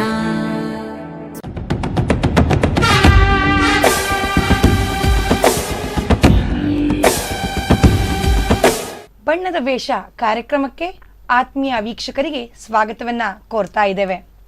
ಸರ್, ಈಗಷ್ಟೇ ನೀವು ಹೇಳಿದ್ರಿ ಊರಿನಲ್ಲಿ 106 ಕಡೆ ನಿಮಗೆ ಸನ್ಮಾನಗಳು ನಿಮ್ಮತ್ತ ಬಂದಿವೆ ಅಂತೇಳಿ. ಅದರೊಂದಿಗೆ 107ನೇ ಬಾರಿಗೆ ಪರದೇಶದಲ್ಲಿ ನಮ್ಮವರೊಂದಿಗೆ, ಕನ್ನಡಿಗರೊಂದಿಗೆ ತುಳುವರೊಂದಿಗೆ ನೀವು ಅಲ್ಲಿ ಸನ್ಮಾನವನ್ನ ಪಡೆದಿದ್ದೀರಿ ಅಂತ ಹೇಳಿ. ಅಲ್ಲಿನ ಆ ಅನುಭವಗಳು, ಅಂದ್ರೆ ಇಲ್ಲಿಯ ಸನ್ಮಾನದ ಅನುಭವದೊಂದಿಗೆ ಅಲ್ಲಿಯ ಆ ಸನ್ಮಾನದ ಅನುಭವ ನಿಮ್ಮ ಜೀವನದಲ್ಲಿ ಯಾವ ರೀತಿ ಅಚ್ಚುತ್ತಿದೆ ಅಂತ ಹೇಳ್ತೀರಾ ಸರ್? ನನಗೆ ಫಸ್ಟ್ ಟೈಮ್ ಇವರು ನಮ್ಮದು ಮಹೇಶಣ್ಣ ಸರ್ ಇದ್ದಾರೆ, ರವಿ ಪೆನ್ಸಿನಲ್ಲಿ. ಅವರು 1 ದಿವಸದ ಮಟ್ಟಿಗೆ ಅದು ನಮಗೆ ಅಧ್ಯಕ್ಷರಾಗಿ ನಿಲ್ತಾರೆ. ಮತ್ತು ಏನಾದರೂ ನಮಗೆ ಅಂಥದ್ದು ಯಾವುದಾದ್ರು ಗೊತ್ತಿಲ್ಲ, ನಾವು ಅವ್ರ ಹತ್ರ ಕೇಳೋದು. ಅವರೊಂದು ದಿವಸ ಫೋನ್ ಮಾಡಿ ಹೇಳಿದರು, ರವಿ ನೀವು ಮಸ್ಕತ್ಗೆ ಹೋಗ್ಬೇಕಂತ ಹೇಳಿದ್ರು. ಅದು ನನಗೆ ಶಾಕ್ ಆಯಿತು ಕೇಳಿ, ಇವರೆಂತ ತಮಾಷೆ ಮಾಡ್ತಾರೆ ಅಂತೇಳಿ. ನಾನು ಅದರ ಬಗ್ಗೆ ಯೋಚನೆ ಮಾಡಿದವನೇ ಅಲ್ಲ, ನಮ್ಮ ಊರು ಬಿಟ್ಟು ನಾನು ಬೇರೆ ಊರಿಗೆ ಹೋದವನೇ ಅಲ್ಲ. ಹಾಗಾಗಿ ನಾನು ಸ್ವಲ್ಪ ಯೋಚನೆ ಮಾಡಿದೆ. ಆನಂತರ ಅವ್ರು ಹೇಳಿದ್ರು, ನಿಜ ತಮಾಷೆ ಮಾಡೋದಲ್ಲ ಅಂತ ಹೇಳಿದರು. ಆನಂತರ ಹೋದೆ. 3 ದಿವಸದಲ್ಲಿ ಅದೇ ನನ್ನ ಫ್ರೆಂಡ್ನ ಡ್ಯಾಡಿ ಸದಾಶಿವ ಬಂಗೇರ್ ಅಂತೇಳಿ, ಅವರು 3 ದಿವಸದಲ್ಲಿ ಪಾಸ್ಪೋರ್ಟ್ ಕೊಟ್ಟಿದ್ದಾರೆ. ಅದು ಈ ದೈವಚ್ಚೆ ಏನಂತ ಗೊತ್ತಿಲ್ಲ, ಹೇಳ್ತಾರೆ 1 ತಿಂಗಳು ಬೇಕಂತೇಳಿ. ಹೋದಾಗ ಅಲ್ಲಿ ನೋಡಿದಾಗ ನಾನು ಹೆದರ್ತಾ ಇದ್ದೆ, ಯಾಕಂದ್ರೆ ನನಗೆ ಅಲ್ಲಿ ನಾನು ಒಬ್ಬನೇ ಹೋದದ್ದು, ಅಲ್ಲಿ ಯಾರ ಜೊತೆ ಮಾತಾಡಬೇಕು ಏನಂತ ಗೊತ್ತಿಲ್ಲ. ಹೋದೆ, ಈ ಹಳ್ಳಿ ಇದೆ, ಪೇಟೆಗೆ ಹೋದ, ಅದಕ್ಕೆ ಕ್ರಮನೇ ಆಯಿತು ನಂದು, ನನಗೇನು ಗೊತ್ತಿಲ್ಲ. ಅದು ಯಾಕಂದ್ರೆ ಅರಬ್ ಕಂಟ್ರಿ ಅದು. ಹೋದವನು ಸಿಕ್ಕಿದ್ರು, ಯಾರೊಬ್ಬರು ನನಗೆ ವಿಶ್ ಮಾಡಿದ್ರು. ಆದರೂ ನಾನು ನನ್ನನ್ನೇ ಅಂತೇಳಿ ನನಗೆ ಡೌಟ್ ಆಯಿತು, ಯಾರ ಜೊತೆ ಹೋಗೋದು ಅಂತೇಳಿ. ಆನಂತರ ಅವ್ರು ಬಂದರು, ಅವರೇ ವಿಶ್ ಮಾಡಿ ಹೇಳಿದರು. ಹೋದೆ ಅವರ ಜೊತೆ. ಹೋದಾಗ ನಮ್ಮ ದೂರನವರದ ಶಿವಾನಂದ್ ಅಂತೇಳಿ ಅವರಿದ್ದರು. ಅವ್ರ ಜೊತೆ ಎಲ್ಲ ಅವರನ್ನು ಫಸ್ಟ್ ಟೈಮ್ ನಾನು ಅಲ್ಲೇ ಮಾತಾಡಿದೆ ಅವ್ರ ಹತ್ರ, ಊರಲ್ಲಿ ಕೂಡ ಮಾತಾಡಿಲ್ಲ, ನೋಡಿದಷ್ಟೇ. ಅಂದರೆ ಇವರು ರಾಜೇಶನ್ನ ಕರ್ಕೊಂಡು ಹೋದಾಗ ಅಲ್ಲಿ ನೈಟ್ ಎಲ್ಲ ಫಂಕ್ಷನ್, ಅವ್ರದ್ದು ಆಟಿಡ್ ಒಂಜಿ ದಿನ ಅಂತ ಪ್ರೋಗ್ರಾಮ್ ಮಾಡಿದರು. ಇದು ನಿಜವಾಗ್ಲೂ ನಮ್ಮ ಉಡುಪಿ ಜನ ಕೇಳಬೇಕು. ನಮ್ಮ ಉಡುಪಿಯಲ್ಲಿ ಆಟಿಡ್ ನಿಜವಾಗ್ಲೂ ನಮಗೆ ಅದು ತುಳುವರಿಗೆ ಸಂಬಂಧಪಟ್ಟದ್ದು, ಕನ್ನಡದವರಿಗಂತೂ ಅಲ್ವೇ ಅಲ್ಲ. ಇಲ್ಲಿ ಎಲ್ಲ ಮರೆತು ಬಿಟ್ಟಿದ್ದಾರೆ ಅದನ್ನು. ಇಲ್ಲಿ ಏನಿದ್ರು ಈಗ ಪಿಜ್ಜಾ ಬರ್ಗರ್ನ ಕಾಲ, ಅಲ್ಲಿ ಹಾಗಲ್ಲ. ಆಟಿಡ್ ಒಂಜಿ ದಿನ ತುಳು ಸಂಪ್ರದಾಯ ನಿಜವಾಗ್ಲೂ ಇಲ್ವೇ ಇಲ್ಲ. ಈಗ ಅಲ್ಲಿ ಹೋಗಿ ನೋಡುವಾಗ ಎಷ್ಟೋ ಸಾಧಾರಣ ಒಂದು 200 ಐಟಮ್ ಜಾಸ್ತಿ ಇರ್ಬೋದು. ನಮ್ಮ ತುಳುವಲ್ಲಿ ನಮ್ಮ ಮನೆಯಲ್ಲೆಲ್ಲ ಏನು ಮಾಡ್ತಾರೆ ಆಟಿಯಲ್ಲಿ, ಅದೆಲ್ಲ ಫುಡ್ಡು ನನ್ನ ಲೈಫಲ್ಲಿ ನಾನು ನೋಡೋದು, ನಾನು ಅಲ್ಲಿ ನೋಡಿದ್ದೇನೆ, ತಿಂದಿದ್ದೇನೆ. ಅವರೆಲ್ಲ ಬಿರುವ ಜಾವನೇರ್ ಅಂತೇಳಿ ಎಲ್ಲರೂ ಯುವಕರೇ ಎಲ್ಲ ಒಟ್ಟು ಸೇರಿ ಮಾಡಿದ್ದಾರೆ 1 ದಿವಸ ಪ್ರೋಗ್ರಾಮು. ತುಂಬ ಖುಷಿ ಆಯಿತು ನನ್ನ ಲೈಫಲ್ಲಿ. ನಾನು ಅಲ್ಲಿ ಹೋಗಿ ಒಂದು ಸನ್ಮಾನ ಮಾಡ್ಕೊಂಡು ಬಂದದ್ದು ನನಗೆ ಖುಷಿಯಲ್ಲ, ನಮ್ಮ ತುಳುನಾಡಿನ ಸಂಸ್ಕೃತಿಯನ್ನು ಆ ದೇಶದಲ್ಲಿ ಅರಬ್ ಕಂಟ್ರಿಯಲ್ಲಿ ಅವರು ತೋರಿಸಿದ್ದಾರೆ ನೋಡಿ. ನಿಜವಾಗ್ಲೂ ಅವರಿಗೆ ಹ್ಯಾಟ್ಸಪ್ ಹೇಳಬೇಕು ನಾವು. ತುಂಬ ಖುಷಿಯಾಗಿದೆ ನನಗೆ. ಅದು 107ನೇ ಸನ್ಮಾನ. ಅವರು ತುಂಬ ಹೆಲ್ಪ್ ಮಾಡಿದ್ದಾರೆ. ಆನಂತರ ಇವರು ರಾಜೇಶನ್ನ ಅರಬ್ ಕಂಟ್ರಿಯಲ್ಲಿ ಕೂಡ ನಮ್ಮದೇ ದೇವಸ್ಥಾನಕ್ಕೆ ಕರ್ಕೊಂಡೋಗಿ ಅವರೇ ನನ್ನ ಲೆಕ್ಕದಲ್ಲಿ ಪೂಜೆ ಎಲ್ಲ ಮಾಡಿಸಿ ಎಲ್ಲ ಕಡೆ ರಾಜೇಶನ್ನ ಹೇಳುವವರು ನನಗೆ ತಿರುಗಿಸಿದ್ದಾರೆ. ರಾಜೇಶನ್ನ ಮತ್ತು ಪ್ರಜ್ವಲ್ ಅವರು ತುಂಬ ಹೆಲ್ಪ್ ಮಾಡಿದ್ದಾರೆ ನನಗೆ. ಜೀವನದಲ್ಲಿ ನೆನಪಿನಂಗಳದಲ್ಲಿ ಉಳಿಯುವಂತಹ ಒಂದು ಸುಂದರ ನಿಜವಾಗ್ಲೂ ಅದು ನೆನಪಿನಂಗಳದಲ್ಲಿ ಉಳಿತಾ ಇದೆ, ಇನ್ನು ಉಳಿಯುತ್ತೆ ಅದು. ಸರ್, ಈಗ ನೀವು ಇನ್ನೊಂದು ಮಾತು ಹೇಳಿದ್ರಿ, ನಿಮ್ಮ ಜೊತೆ ಸಹಾಯಕರಾಗಿ 80ರಿಂದ 85 ಯುವಕರು ನಾಡ್ದೇನು ನಿಮ್ಮ ಜೊತೆ ಇನ್ನು 3 ದಿವಸ ತಿರುಗಾಡ್ತಾರೆ ಅಂತೇಳಿ. ಈಗ ಆ ನಿಮ್ಮ ಗುಂಪಿನಲ್ಲಿರುವವರು ನಿಮ್ಮ ಜನರು ಅಂತ ನಾವು ಯಾವ ರೀತಿ ಅವರನ್ನ ಗುರುತಿಸಬಹುದು? ಮತ್ತೆ ಅವರಿಗೆ ಅವರ ಕೆಲಸ ಕಾರ್ಯಗಳನ್ನ ಬದಿಗೊತ್ತಿ ಅಥವಾ ಅವರ ಶಾಲಾ ಕಾಲೇಜುಗಳ ಜೀವನವನ್ನ ಬದಿಗೊತ್ತಿ ನಿಮ್ಮೊಟ್ಟಿಗೆ 3-4 ದಿವಸ ನಿಮ್ಮ ಜೊತೆ ಸಹಾಯಕ್ಕೆ ನಿಲ್ತಾರೆ. ಅವರ ಊಟದ ಖರ್ಚು ಅಥವಾ ಅವರ ಇತರೆ ಖರ್ಚುಗಳನ್ನ ಯಾವ ರೀತಿ ಭರಿಸ್ತೀರಿ ಸರ್? ಇಷ್ಟು ಜನ 85 ಜನರಿಗೆ ನಮ್ಮದೇ ಆದ ರವಿ ಪೆನ್ಸ್ ಅಂತ ಹೇಳಿ ಒಂದು ಟೀ ಶರ್ಟ್ ಸ್ಪಾನ್ಸರ್ ಮಾಡ್ತಾರೆ. ಲಾಸ್ಟ್ ಟೈಮ್ ವಿಕ್ಕಿ ಮೊಬೈಲ್ ಕೊಟ್ಟಿದ್ದಾರೆ. 2017ರಲ್ಲಿ ವಜ್ರ ಜಿಮ್ನವರು ಕೊಟ್ಟಿದ್ದಾರೆ ಕಟ್ಪಾಡಿ. ಈ ಬಾರಿ ಪ್ಲೇ ಝೋನ್ ರಾಜೇಶ್ನ ಉಡುಪಿಯ ಪ್ಲೇ ಝೋನ್ ಮೊಬೈಲ್ ಅಂಗಡಿ ರಾಜೇಶ್ ಮಾಬಿಯನ್ ಅಂತೇಳಿ ಅವರ ಹೆಸರು, ಅವರು ಕೊಟ್ಟಿದ್ದಾರೆ. ಆ ಟೀ ಶರ್ಟ್ ಮಾಡೋದು ಯಾಕಂತ ಹೇಳಿದ್ರೆ, ಈಗ ರವಿ ಪೆನ್ಸ್ನವ್ರು ನಾವು ಕಲರ್ ಡ್ರೆಸ್ಸಲ್ಲಿ ಹೋದರೆ ನಮ್ಮ ಜೊತೆ ಮತ್ತೊಬ್ಬ ಬಾಕ್ಸ್ ಬಂದು ನಾವು ಈ ಕಡೆ ಹೋಗಿ ಅವನು ಇನ್ನೊಂದು ಕಡೆ ಹೋಗಿ ನಾವು ರವಿ ಪೆನ್ಸ್ನವ್ರು ಅಂತ ಹೇಳಿದರೆ ಆ ಥರ ವಂಚನೆ ಮಾಡಬಾರ್ದು. ಈಗಿನ ಕಾಲ ಹಾಗೆ ಇದೆ, ವಂಚನೆ ಮಾಡುವುದೇ ಕಾಲ. ವಂಚನೆ ಮಾಡಿ ಈಗ ಜೀವನ ಸಾಗಿಸ್ತಾರೆ. ಅದು ನಮಗೆ ಕಟ್ಟಿಟ್ಟ ಬುತ್ತಿ ನಮ್ಮ ಊರಲ್ಲಿ. ಅದಕ್ಕೋಸ್ಕರ ನಾವು ಟೀ ಶರ್ಟ್ ಹಾಕ್ತೇವೆ. ಯಾರಿಗೆ ಟೀ ಶರ್ಟ್ ಹಾಕಿದ್ದಾರೆ ಅದು ಕೂಡ ಎಲ್ಲರ ಹತ್ರ ನಾವು ಬಾಕ್ಸ್ ಕೊಡ್ತೇವೆ. ಸೆಲೆಕ್ಟೆಡ್ ಒಂದು 6-7 ಜನರ ಹತ್ರ ಬಾಕ್ಸ್ ಕೊಡ್ತೇವೆ. ಆ ಬಾಕ್ಸ್ ಅಲ್ಲಿ ಫಂಡ್ ಕಲೆಕ್ಟ್ ಮಾಡ್ಲಿಕ್ಕೆ. ಸಿಲೆಕ್ಟೆಡ್ ಜನ ಅಂತ ಹೇಳಿದ್ರೆ ನಾನು ನಂಬಿಕಸ್ತರು ಅಂತ ತಗೊಳ್ಬಹುದು ಅಥವಾ ಸೀನಿಯರ್ ಮೋಸ್ಟ್ ಅಂತ ತಗೊಳ್ಬಹುದು? ಇಲ್ಲ, ಅದು ಎರಡು ಅಷ್ಟಲ್ಲ. ಈಗ ಹೇಳ್ತೇವೆ ಎಲ್ಲರೂ ನಂಬಿಕಸ್ತಾರೆ, ರವಿ ಫ್ರೆಂಡ್ಸ್ ಮೇಲೆ ಬರುವವರು ಎಲ್ಲರೂ ನಂಬಿಕಸ್ತಾರೆ. ಹಾಗಾಗಿ ನಾವು ಹೇಳ್ತೇವೆ ಈಗ ಜವಾಬ್ದಾರಿ ಒಬ್ಬರಿಗೆ ಕೊಟ್ಟು ಬಿಡು, ಜವಾಬ್ದಾರಿಯುತ ಒಬ್ಬರಿಗೆ ಕೊಡುದು. ಈ ಬಾಕ್ಸ್ ನೀವು ಇಟ್ಕೊಳ್ಳಿ, ನಿಮ್ ಜೊತೆ ಒಂದು 5 ಜನ ಇದ್ದಾರೆ, ನೀವು 6 ಜನ ಟೀಮ್ ಇರ್ತದೆ, ಟೀಮ್ ಮಾಡಿ ಕೊಡ್ತೇವೆ. 6 ಜನರಲ್ಲಿ ಅವರು ಬಾಕ್ಸ್ ಯಾರನ್ನು ಇಟ್ಕೊಳ್ಬಹುದು. ಒಂದು ಜವಾಬ್ದಾರಿಯುತ ಜನರನ್ನ ಹುಡುಕಿ ಕೊಡ್ತೀರಿ ಸರ್. ಅವರಿಗೆ ಊಟ ಉಪಚಾರ 3 ದಿನದೊಟ್ಟಿಗೆ ನಿಮ್ಮ ಜೊತೆ ಊಟ ನೀರು? ಊಟ ಲಾಸ್ಟ್ ಟೈಮ್ 2017ಕ್ಕೆ ಒಂದು ದಿವಸ ಉಡುಪಿಯ ಬಿಸ್ಮಿಲ್ಲಾ ಹೋಟೆಲ್ ಇಮ್ತಿಯಾಜ್ ಅವರು ನಮ್ಮ ಕ್ಲಾಸ್ಮೇಟ್ ಅವರು ಕೊಟ್ಟು ಅವ್ರಿಗೆ ಹೇಳಿದರು, ರವಿ ನಿಮ್ಗೆ ಈ ಸಲ ನಾನು ಊಟ ಕೊಡ್ತೀನಿ ಅಂತ ಹೇಳಿ. ನನಗೆ ತುಂಬ ಖುಷಿ ಆಯ್ತು. ಯಾಕಂತ ಹೇಳಿದ್ರೆ ಈಗಿನ ಕಾಲದಲ್ಲಿ ಹಿಂದೂ ಮುಸ್ಲಿಂ ಗಲಾಟೆ ಮಾಡುವ ಟೈಮಲ್ಲಿ ಅವರು ನಮಗೆ ಬಂದು ಕೊಡ್ತೇನೆ ಹೇಳುವಾಗ ನಿಜವಾಗ್ಲೂ ನಾವು ಜನರು ಅದನ್ನು ನೋಡಿ ಕಲಿಬೇಕು. ಜಾತಿ ವೈಷಮ್ಯವನ್ನು ಮೀರಿ ನಿಜವಾಗ್ಲೂ ಒಟ್ಟಿಗೆ ಜನರು ಏನ್ ಮಾಡ್ತಾರೆ, ಕೆಲವರು ಏನು ಪುಂಡಬೋಕರಿಗಳು ಮಾತ್ರ ಈ ಜಾತಿ ಅಂತ ಹೇಳಿ ತಿಳಿದವರು ಯಾರು ಆ ತರ ತಪ್ಪು ಮಾಡಬಾರ್ದು. ಅವರು ಕೊಟ್ಟಿದ್ದಾರೆ, ನಮಗೆ ತುಂಬಾ ಖುಷಿ ಆಯ್ತು. ಹೇಳ್ಬೋದಿತ್ತು ಅವರಿಗೆ ಅಷ್ಟು ಟೈಮ್ಗೆ ನಾವ್ಯಾಕೆ ಕೊಡ್ಬೇಕಂತ ಹೇಳಿ. ಬಟ್ ಅವರು ಎಷ್ಟೋ ಜನ ಮುಸ್ಲಿಂ ಕ್ರಿಶ್ಚಿಯನ್ಸ್ಗಳು ಕೂಡ ನಮಗೆ ಗಾಡಿ ನಿಲ್ಲಿಸಿ ಹಣ ಕೊಟ್ಟಿದ್ದಾರೆ. 2,000, 5,000, 10,000 ರೂಪಾಯಿ ಕೊಟ್ಟಿದ್ದಾರೆ. ಆಮೇಲೆ 2ನೇ ದಿವಸ ಅದೇ ರವಿ ಸುವರ್ಣ ಮಲ್ಪೆ ಅವರು, ಅವರ ಮನೆಯಲ್ಲಿ 85 ಜನರಿಗೆ ಊಟ ತಿಂಡಿ, ಅದು ಬಿಟ್ಟು ಊಟ ಆದ ನಂತರ ಹೊರಡುವಾಗ ಚಹಾ ಕೂಡ ಮಾಡಿಕೊಟ್ಟಿದ್ದಾರೆ. ಈ ಸಲ 85 ಜನರಿಗೆ ಊಟ ನಮ್ಮದು ಗ್ರೂಪಿನಲ್ಲಿ ಸುದರ್ಶನ್ ಅಂತೇಳಿ, ನಾವು ಅವರನ್ನು ದೀಸ ಅಂತ ಹೇಳಿ ಕರೆಯೋದು. ಅವರೊಬ್ಬರು ಆಟೋ ಓಡಿಸುವವರು, ಅಷ್ಟೇನು ಅವನಿಗಿದ್ದು ಇಲ್ಲ ಅವನ ಹತ್ರ. ಆದರೂ ಅವನು ಹೇಳಿದ್ದಾನೆ, ಈ ಸಲದ ಊಟ ರವಿಯಣ್ಣ ನನ್ನ ಲೆಕ್ಕದಲ್ಲಿ ಇರಲಿ 1 ದಿವಸ ಅಂತ ಹೇಳಿ. ಫಸ್ಟ್ ದಿವಸ. 2ನೇ ದಿವಸ ರವಿ ಸುವರ್ಣ ಮಲ್ಪೆ, ಯಾಕಂದ್ರೆ ಅದು ವರ್ಷ ಕೂಡ ಆಗಿ ಕೊಡ್ತಾ ಇದ್ದಾರೆ ಅವರ ಮನೆಯಲ್ಲಿ. ಆನಂತರ ನೀರು, ಬಿಸ್ಲರಿ ನೀರು ಕುಡಿಯುವವರು ಯಾರಿಲ್ಲ ನಮ್ಮಲ್ಲಿ, ರಾಯಲ್ ಫ್ಯಾಮಿಲಿ ಅವರು ಯಾರಿಲ್ಲ. ಎಲ್ಲಿಯಾದರೂ ಟ್ಯಾಪಲ್ಲಿ ನಲ್ಲಿ ನೀರಲ್ಲಿ ಹೋಗಿ ಬಾಟ್ಲಿ ಹಿಡಿದು ಫುಲ್ ಮಾಡಿ ಒಂದು ಡ್ರಮ್ಮಲ್ಲಿ ಇಡ್ತೇವೆ ಆಟೋದಲ್ಲಿ, ಅದೇ ಸುದರ್ಶನ್ ಹೇಳುವನ ಆಟೋದಲ್ಲಿ ಹಾಗೆ ತೆಗೆದು ಕುಡಿತಾರೆ. ಆನಂತರ ಪೆಟ್ರೋಲ್ ಅವರವರ ದುಡ್ಡು. ಅಂತೂ ವೇಷದಲ್ಲಿ ಇಲ್ಲ, ನಿಮ್ಗೆ ಏನಾದರೂ ಬೇಕಿದ್ರೆ ನಿಮ್ಮ ಸ್ವಂತ ದುಡ್ಡಲ್ಲಿ ತಿನ್ನಿ. ಆದರೂ ಸ್ವಂತ ದುಡ್ಡಲ್ಲಿ ಯಾರು ತಿನ್ನೋದಿಲ್ಲ. ಅವ್ರು ತಿಂತ ಕೂತ್ಕೊಂಡ್ರೆ ನಾವಿಲ್ಲಿ ಬೇರೆ ಕಡೆ ಹೋಗ್ತೇವೆ ಅಂತೇಳಿ ಪಾಪ ಮಧ್ಯಾಹ್ನದ ಊಟ ಮಾಡಿ ಸಾಯಂಕಾಲ ಮನೆಗೆ ಹೋಗಿ ಊಟ ಮಾಡುವ ತನಕ ಅವರು ನಮ್ಮ ಜೊತೆ ಸುತ್ತಾ ಇರ್ತಾರೆ. ಅಂದ್ರೆ ನೀವು ಮಾಡುವಂತಹ ಮಹಾಕಾರ್ಯದಲ್ಲಿ ತಮ್ಮ ಒಂದು ಕಿಂಚಿತ್ ಸೇವೆ. ಖಂಡಿತ ಕಿಂಚಿತ್ ಅಲ್ಲ, ನಿಜವಾಗ್ಲೂ ನಂದು ಕಿಂಚಿತ್ ಸೇವೆ ಆದ್ರೂ ಅವ್ರದ್ದು ದೊಡ್ಡ ಸೇವೆನೇ. ನಿಜವಾಗ್ಲೂ ಈಗಿನ ಕಾಲದಲ್ಲಿ ಯಾರು ಬರುವವರಿಲ್ಲ. ಸ್ವಂತ ಮನೆಯವರು ಅಣ್ಣ ತಮ್ಮ ಆಗ್ಲಿ, ಅವನೊಬ್ಬ ಅಣ್ಣ ಆಗ್ಲಿ ತಮ್ಮ ಆಗ್ಲಿ ಮನೆಯಲ್ಲಿ ಬಿದ್ದರೆ ಬಂದು ನೋಡುವವರು ಸಂಬಂಧಿಕರೇ ಬರುದಿಲ್ಲ. ಆ ರೀತಿ ಇರುವಾಗ ನಾವು 100 ಮಕ್ಕಳ ತಾಯಿ, 100 ಜನರು ಒಟ್ಟಾಗಿ ಒಂದು ತಾಯಿ ಮಕ್ಕಳಾಗಿ ನಾವು ಸೇವೆ ಮಾಡ್ತೀವಿ ನೋಡಿ. ಬೆಳಿಗ್ಗೆ 7 ಗಂಟೆಗೆ ರೆಡಿ ಇರ್ತಾರೆ ಎಲ್ರು, ಮತ್ತೆ ರಾತ್ರಿ ಹೋಗುವಾಗ 10 ಗಂಟೆ ಆಗ್ಬೋದು, 11 ಆಗ್ಬೋದು. ನಮ್ಮ ನಿಸ್ವಾರ್ಥ ಸೇವೆ ರವಿ ಅಣ್ಣನಿಗೋಸ್ಕರ, ಸಮಾಜಕ್ಕೋಸ್ಕರ, ಬಡ ಮಕ್ಕಳಿಗೆ ಕಳಕಳಿಯಲ್ಲಿ. ಈಗ ರವಿ ಅಣ್ಣ, ನೀವು ವಿವಿಧ ಮೂಲಗಳಿಂದ ಧನ ಸಂಗ್ರಹವನ್ನ ಮಾಡ್ತೀರಿ ನಿಮ್ಮ ವೇಷಭೂಷಣದೊಂದಿಗೆ. ಆ ಧನ ಸಂಗ್ರಹದ ಲೆಕ್ಕಾಚಾರವನ್ನ ಯಾವ ರೀತಿ ಇಡ್ತೀರಿ? ಆ ಧನ ಸಂಗ್ರಹದ ಲೆಕ್ಕಾಚಾರ ಅಂದ್ರೆ 2 ದಿವಸ ಅಷ್ಟಮಿ. ಒಂದು ಶನಿವಾರ ನಾನು ಬಣ್ಣ ಚಿಲ್ಕಿ ಕೂತಿದ್ರೆ ಆದಿತ್ಯವಾರ 7 ಗಂಟೆಗೆ ರೆಡಿ ಆಗ್ತದೆ, 7-8 ಗಂಟೆಗೆ ರೆಡಿ ಆಗ್ತದೆ. 7-8 ಗಂಟೆಯಿಂದ ಆದಿತ್ಯವಾರ ಮತ್ತೆ ಸೋಮವಾರ ಇದೇ ಆಯ್ತು ನಮಗೆ ಧನ ಸಂಗ್ರಹ ಮಾಡ್ಲಿಕ್ಕೆ ಆಯ್ತು. ಆ ನಂತರ ಮರುದಿವಸ 4ನೇ ತಾರೀಕಿಗೆ ಎಲ್ಲರೂ, ಅಂದ್ರೆ ನನಗೆ ಹತ್ರ ಬರ್ಲಿಕ್ಕೆ ಆಗುದಿಲ್ಲ, ನನ್ನ ಮೇಲೆ ಪಾಯಿಂಟ್ ಇರುತ್ತೆ, ಗಮ್ ಇರುತ್ತೆ, ಅದು ತೆಗಿಲಿಕ್ಕೆ 1-2 ಇರ್ತಾರೆ ನನ್ನ ಜೊತೆ ಗೆಳೆಯರೇ. ಆನಂತರ 10, 16, 17 ಜನ ಕೂರ್ತಾರೆ. ಕೂತ ನಂತರ ಒಬ್ರು ಬಾಕ್ಸ್ ಓಪನ್ ಮಾಡಿದ ನಂತರ ಉಳಿದವರು ಎಲ್ಲ ಲೆಕ್ಕ ಮಾಡ್ಬೇಕು. ಅದು ಬಾಕ್ಸ್ ಓಪನ್ ಮಾಡಿದ ನಂತರ ಮತ್ತೊಮ್ಮೆ ಚೆಕ್ ಮಾಡ್ಬೇಕು, ಆ ಬಾಕ್ಸ್ ಎಡೆಯಲ್ಲಿ ಎಲ್ಲಿಯಾದ್ರೂ ಹಣ ಇದೆಯಾ ಅಂತ ಹೇಳಿ. ಎಲ್ಲ ಚೆಕ್ ಆದ ನಂತರ ಇಷ್ಟು ಹಣ ಬಂದ ನಂತರ ಎಲ್ಲರ ಸಮ್ಮುಖದಲ್ಲಿ ಇಷ್ಟಿಷ್ಟು ಹಣ ಬಂದಿದೆ. ಒಬ್ಬರಿಗೆ 10 ರೂಪಾಯಿ ಲೆಕ್ಕ, ಒಂದು 5 ಜನರಿಗೆ 10 ರೂಪಾಯಿ ಲೆಕ್ಕ ಮಾಡಲಿಕ್ಕೆ, 100 ರೂಪಾಯಿ ಲೆಕ್ಕ ಮಾಡಲಿಕ್ಕೆ, ಈ ಥರ ಮಾಡಿ ಸ್ಟೆಪ್ ಮಾಡಿ ಅವರವರು ಬಿಲ್ ಮಾಡ್ತಾರೆ. ಎಲ್ಲರದ್ದು ಒಂದೊಂದು ಬಿಲ್ ಮಾಡಿ ಕೊನೆಗೆ ಟ್ಯಾಲಿ ಮಾಡಿ ಇಷ್ಟು ಬಂತು ಅಂತ ಹೇಳುವಾಗ ಅದರಲ್ಲಿ ನಿನಗೆ ಇಷ್ಟು ಬಂತು, ಇವನಿಗೆ ಕಡಿಮೆ ಬಂತ ಹೇಳಿ ಇನ್ನೊಮ್ಮೆ ಲೆಕ್ಕ ಮಾಡಬೇಕು ಅವರು. ಮತ್ತೆ ನಾವು ಇಷ್ಟು ಉಂಟು ಹೇಳಿ ಬ್ಯಾಂಕಿನವ್ರು ಹೇಳಿ ಅವರು ಕಡಿಮೆ ಉಂಟು ಹೇಳಿದ್ರೆ ಮತ್ತೆ ನಾವು ಕಳ್ಳರಾಗ್ತೇವೆ, ಇಲ್ಲದ್ರೆ ಅವರು ಕಳ್ಳರಾಗ್ತಾರೆ. ಅದಕ್ಕೋಸ್ಕರ ಇಷ್ಟಿಷ್ಟು ಲೆಕ್ಕ ಮಾಡಿ ಮತ್ತೆ ತಗೊಂಡೋಗಿ ಬ್ಯಾಂಕಿಗೆ, ಅದೇ ದಿವಸ ಬ್ಯಾಂಕಿಗೆ ಹಾಕಿ ಬಿಡ್ತಾರೆ. ಮನೆಯಲ್ಲಿ ಇಡ್ಲಿಕ್ಕಿಲ್ಲ ಹಣ, ಮನೆಯಲ್ಲಿ ಇಡ್ಲಿಕ್ಕೆ ಅಂದ್ರೆ ಮನೆ ಅವನು ಸಂದೆ ಪಾರದರ್ಶಕವಾಗಿ ನಿಮ್ಗೆ ಸಹಾಯವನ್ನ ಮಾಡುವಂತಹ ಸ್ನೇಹಿತರ ಸಮ್ಮುಖದಲ್ಲಿ ಮಾಡ್ತೀರಾ. ಈಗ ಈ ಧನ ಸಂಗ್ರಹ ಆದದನ್ನ ನೀವು ವಿತರಣೆಯನ್ನ ಮಾಡಬೇಕು. ಅದಕ್ಕೊಂದು ವಿತರಣಾ ಸಮಾರಂಭ, ಒಂದು ಮಟ್ಟದಲ್ಲಿ ಒಂದು ವಿತರಣಾ ಸಮಾರಂಭವಂತ ಮಾಡ್ತೀರಾ. ಹೌದು.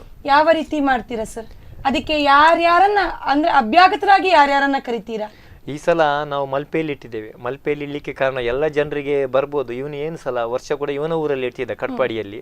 ಈ ಸಲ ಮಲ್ಪೆಯಲ್ಲಿ ಇಟ್ಟಿದ್ದಾನೆ ಅಂತ ಹೇಳಿದ್ರೆ ನಮಗೆ ಇಷ್ಟು ದೊಡ್ಡ ಅಮೌಂಟ್ ಬರಲಿಕ್ಕೆ ಕಾರಣ ಮಲ್ಪೆಯವರು ಕಷ್ಟ ಕಾಲದಲ್ಲಿ ಕೈ ಹಿಡಿತಾರೆ ಎಂಬುದಕ್ಕೆ ಉದಾಹರಣೆ ನಾನೇ. ನನಗೆ ಒಬ್ಬ ಕಷ್ಟದಲ್ಲಿ ಇದ್ದಾನೆ, ಅವನಿಗೇನಾದ್ರು ಸಹಾಯ ಮಾಡ್ಬೇಕಂತ ಹೇಳಿದ್ರೆ ಮಲ್ಪೆ ಜನ, ಪಡುಕೆರೆ ಜನ ಎಲ್ಲರೂ ಸಹಾಯ ಮಾಡ್ತಾರೆ. ಹಾಗಾಗಿ ನಾವು ಅಲ್ಲಿ ಮಲ್ಪೆಯ ಹನುಮ ವಿಠೋಬ ಜನ ಮಂದಿರ ಕೊಳ ಮಲ್ಪೆಯಲ್ಲಿ ಮಾಡಬೇಕಂತಿದ್ದೇವೆ ನಾವು, ಹನುಮನಗರ. ಅದಕ್ಕೆ ಗೆಸ್ಟ್ ನಾನು ಕೇಳಿದೆ ಅವ್ರ ಹತ್ರ, ಈ ಬಾರಿ ನಿಮ್ಮೂರಲ್ಲಿ ನಾವು ಇಡ್ತೇವೆ, ವರ್ಷ ಕೂಡ 4 ವರ್ಷದಿಂದ ನೀವು ನಮ್ಮೂರಿಗೆ ಬರ್ತೀರಾ, ಈ ಒಂದು ಸಲ ನಿಮ್ಮೂರಲ್ಲಿ ಇಡ್ತೇವೆ, ನಿಮ್ಗೆ ಇಷ್ಟು ಅಂತ ಕೇಳಿದಾಗ ಅವರಿಗೆ ತುಂಬ ಖುಷಿ ಆಯಿತು. ಆಯಿತು ನಮ್ಮೂರಲ್ಲಿ ಇಡಿ, ನಮಗೊಂಥರ ಖುಷಿ ಅಂತ ಹೇಳಿದ್ರು. ಹಾಗಾಗಿ ಅದಕ್ಕೆ ಗೆಸ್ಟ್ಗಳನ್ನು ಅಂದರೆ DC ಮೇಡಮನ್ನು ಕರೆದಿದ್ದೇವೆ, ಆನಂತರ SP ಸರ್ ಇದ್ದಾರೆ, ಅವರನ್ನು ಕೂಡ ಕರೆದಿದ್ದೇವೆ, ಆನಂತರ KMR ಸ್ವಾಮೀಜಿ, ಮತ್ತು ಹೆಚ್ಚಿನವರು ನಾವು ಕರೆದಿದ್ದೇವೆ. ಲೆಕ್ಕದಲ್ಲಿ ಒಂದು 3-4 ಜನ ಅಷ್ಟೇ ಕರಿತೇವೆ. ಮತ್ತು ಹಿರಿಯರ ಸಮ್ಮುಖದಲ್ಲಿ ಅವರ ಮುಖಾಂತರ ನಾವು ಹಣ ಕೊಡ್ದ ಮಕ್ಕಳಿಗೆ. ನಿಮ್ಮ ಈ ಸಾಮಾಜಿಕ ಕಾರ್ಯಕ್ರಮಕ್ಕೆ ಮಾಧ್ಯಮದವರ ಪ್ರೋತ್ಸಾಹ ಯಾವ ರೀತಿ ಇರ್ತದೆ? ಮಾಧ್ಯಮದವರು ಅಂತ ಹೇಳಿದರೆ ಅದೇ ನಾನು ಹೇಳಿದ್ನಲ್ಲ, ಫಸ್ಟ್ ಟೈಮ್ ನಿಮ್ಮ ಹತ್ರ ಹೇಳಿದ್ದೇನೆ, ನಾನು ಸ್ಪಂದನದಲ್ಲಿ ಬಂದಾಗ ಆ ಮಗುವನ್ನು ನೋಡಿದ್ದೇನೆ ಅಂತೇಳಿ. ಪ್ರತಿ ವರ್ಷ ಕೂಡ ಅವರು ಈ ವೇಷ ಮಾಡೋದಕ್ಕಿಂತ ಮೊದಲು, ಈ ಮಕ್ಕಳಿಗೆ ಹಣ ಕೊಡೋದಕ್ಕಿಂತ ಮೊದಲು ನಾನು ರವಿಯ ವೇಷ ಅಂತೇಳಿ ಪರಿಚಯ ಮಾಡಿಕೊಟ್ಟವರೇ ಪ್ರಮೋದ್ ಸುವರ್ಣ. ಅದು ಸಾಧಾರಣ 7 ವರ್ಷದ ಹಿಂದೆಯೇ ಮಾಡಿಕೊಟ್ಟಿದ್ದಾರೆ ಜನರಿಗೆ. ಅದು ಅವತಾರ ಆಗಿರ್ಬೋದು, ಸ್ಪೈಡರ್ ಮ್ಯಾನ್ ಆಗಿರ್ಬೋದು, ಲಿಜಾರ್ಡ್ ಮ್ಯಾನ್ ಆಗಿರ್ಬೋದು, ಯಾವ ವೇಷ ಆಗಲಿ ಅವರು ಬಂದು ಜನರಿಗೆ ತೋರಿಸಿದ್ದಾರೆ. ಆ ನಂತರ ನಾನು ಈ ಥರ ವೇಷ ಎಲ್ಲ ಹಾಕ್ತಿದ್ದೇನೆ ಅಂತೇಳಿ ಮತ್ತೆ ಮಾಧ್ಯಮದವರಿಗೆಲ್ಲ ಗೊತ್ತಾಯಿತು, ಇವನು ಇಲ್ಲಿ ಅವನಂತೇಳಿ. ಹಾಗಾಗಿ ನಮಗೆ ಪ್ರಮೋದ್ ಸುವರ್ಣ ಸ್ಪಂದನದವರು ಅವರು ಒಳ್ಳೆ ರೀತಿಯಲ್ಲಿ ಸಹಕಾರ ಮಾಡಿದ್ದಾರೆ. ಆನಂತರ ಎಲ್ಲ ಮಾಧ್ಯಮದವರು ಕೂಡ ಇವರಿಂದಾಗಿ ಮತ್ತೆಲ್ಲ ಮಾಧ್ಯಮದವರು ಒಟ್ಟಾಗಿದ್ದಾರೆ, ಎಲ್ಲರೂ ಬರ್ತಾರೆ. ನಾನು ವೇಷ ಹಾಕಿದಾಗ ರಾತ್ರಿಯಿಂದ ಬೆಳಿಗ್ಗೆ ತನಕ ಕಾಯ್ತಾ ಕೂರ್ತಾರೆ ಎಲ್ಲ ಮಾಧ್ಯಮದವರು. ನಿಜವಾಗ್ಲೂ ಅವರಿಗೆ ನಾನು ಥ್ಯಾಂಕ್ಸ್ ಹೇಳ್ತೇನೆ. ಯಾಕಂತ ಹೇಳಿದ್ರೆ 1 ರೂಪಾಯಿ ಕೂಡ ಫಲಾಪೇಕ್ಷೆ ಇಲ್ಲ, ಅವರು ಏನು ಕೊಡ್ತಾರೆ ಎಂತ ಮಾಡ್ತಾರೆ ಅಂತೇಳಿ ಏನು ಇಲ್ಲದೆ ಬಂದು ಬೆಳಿಗ್ಗೆ ತನಕ ಎಲ್ಲ ಮಾಧ್ಯಮದವರು ಕಾಯ್ತಾರೆ. ಆನಂತರ ಪತ್ರಿಕೆಯವರು ಅವರು ಕೂಡ ನಮಗೆ ಒಳ್ಳೆ ರೀತಿಯ ಸಹಕಾರ ನೀಡಿದ್ದಾರೆ. ಹೇಳ್ತಾರೆ ಇದು ಆ ಚಾನಲಲ್ಲಿ ಬಂದಿದೆ, ಈ ಚಾನಲಲ್ಲಿ ಬಂದಿದೆ, ಪೇಪರಲ್ಲಿ ಬಂದಿದೆ ಅಂತೇಳಿ. ಹಾಗಾಗಿ ಎಲ್ಲ ಪತ್ರಿಕಾ ಮಾಧ್ಯಮದವರಿಗೆ ಕೂಡ ನಾನು ತುಂಬ ಥ್ಯಾಂಕ್ಸ್ ಹೇಳಲಿಕ್ಕೆ ಇಷ್ಟಪಡ್ತೀನಿ. ವೇದಿಕೆಯನ್ನು ಅವರು ನಿಮಗೆ ನಿಜವಾಗ್ಲೂ ಮುಕ್ತನೇ ವೇದಿಕೆ. ಯಾಕಂದ್ರೆ ಈಗಿನ ಕಾಲದಲ್ಲಿ ಒಂದು ಕೊಟ್ಟರೆ ಮಾತ್ರ ಇನ್ನೊಂದು ಬರುವುದು. ಅದೇನು ಹೇಳ್ತಾರೆ ಲಂಚ, ಒಂದಿಷ್ಟು ಸಣ್ಣ ಕೆಲಸ ಆಗಬೇಕಾದ್ರೂ ನಾವು ಲಂಚ ಕೊಡಬೇಕು. ಆದರೆ ಇದು ನಿಜವಾಗ್ಲೂ 1 ರೂಪಾಯಿ ಏನು ಇಲ್ಲದೆ ಇವರು ನನ್ನನ್ನು ಇಷ್ಟು ಎತ್ತರಕ್ಕೆ ಈ ಪತ್ರಿಕಾ ಮಾಧ್ಯಮದವರು ಕೂರಿಸಿದ್ದಾರೆ. ಹಾಗಾಗಿ ನಾನು ಅವರಿಗೆ ಇನ್ನೊಮ್ಮೆ ತುಂಬ ಥ್ಯಾಂಕ್ಸ್ ಹೇಳಲಿಕ್ಕೆ ಇಷ್ಟಪಡ್ತೇನೆ. ಸರ್, ಈ ಸಲದ ಈ ಧನ ಸಂಗ್ರಹದ ವಿತರಣೆ ಕಾರ್ಯಕ್ರಮ ಯಾವತ್ತು, ಎಲ್ಲಿ, ಅಂದ್ರೆ ಎಲ್ಲಿಂದ ನೀವು ಮಲ್ಪೆಯಲ್ಲಿ ಅಂತ ಹೇಳಿದ್ರಿ, ಯಾವತ್ತು ಯಾವ ಸಮಯದಲ್ಲಿ ನಡೀತದೆ ಅಂತ ಹೇಳಿ?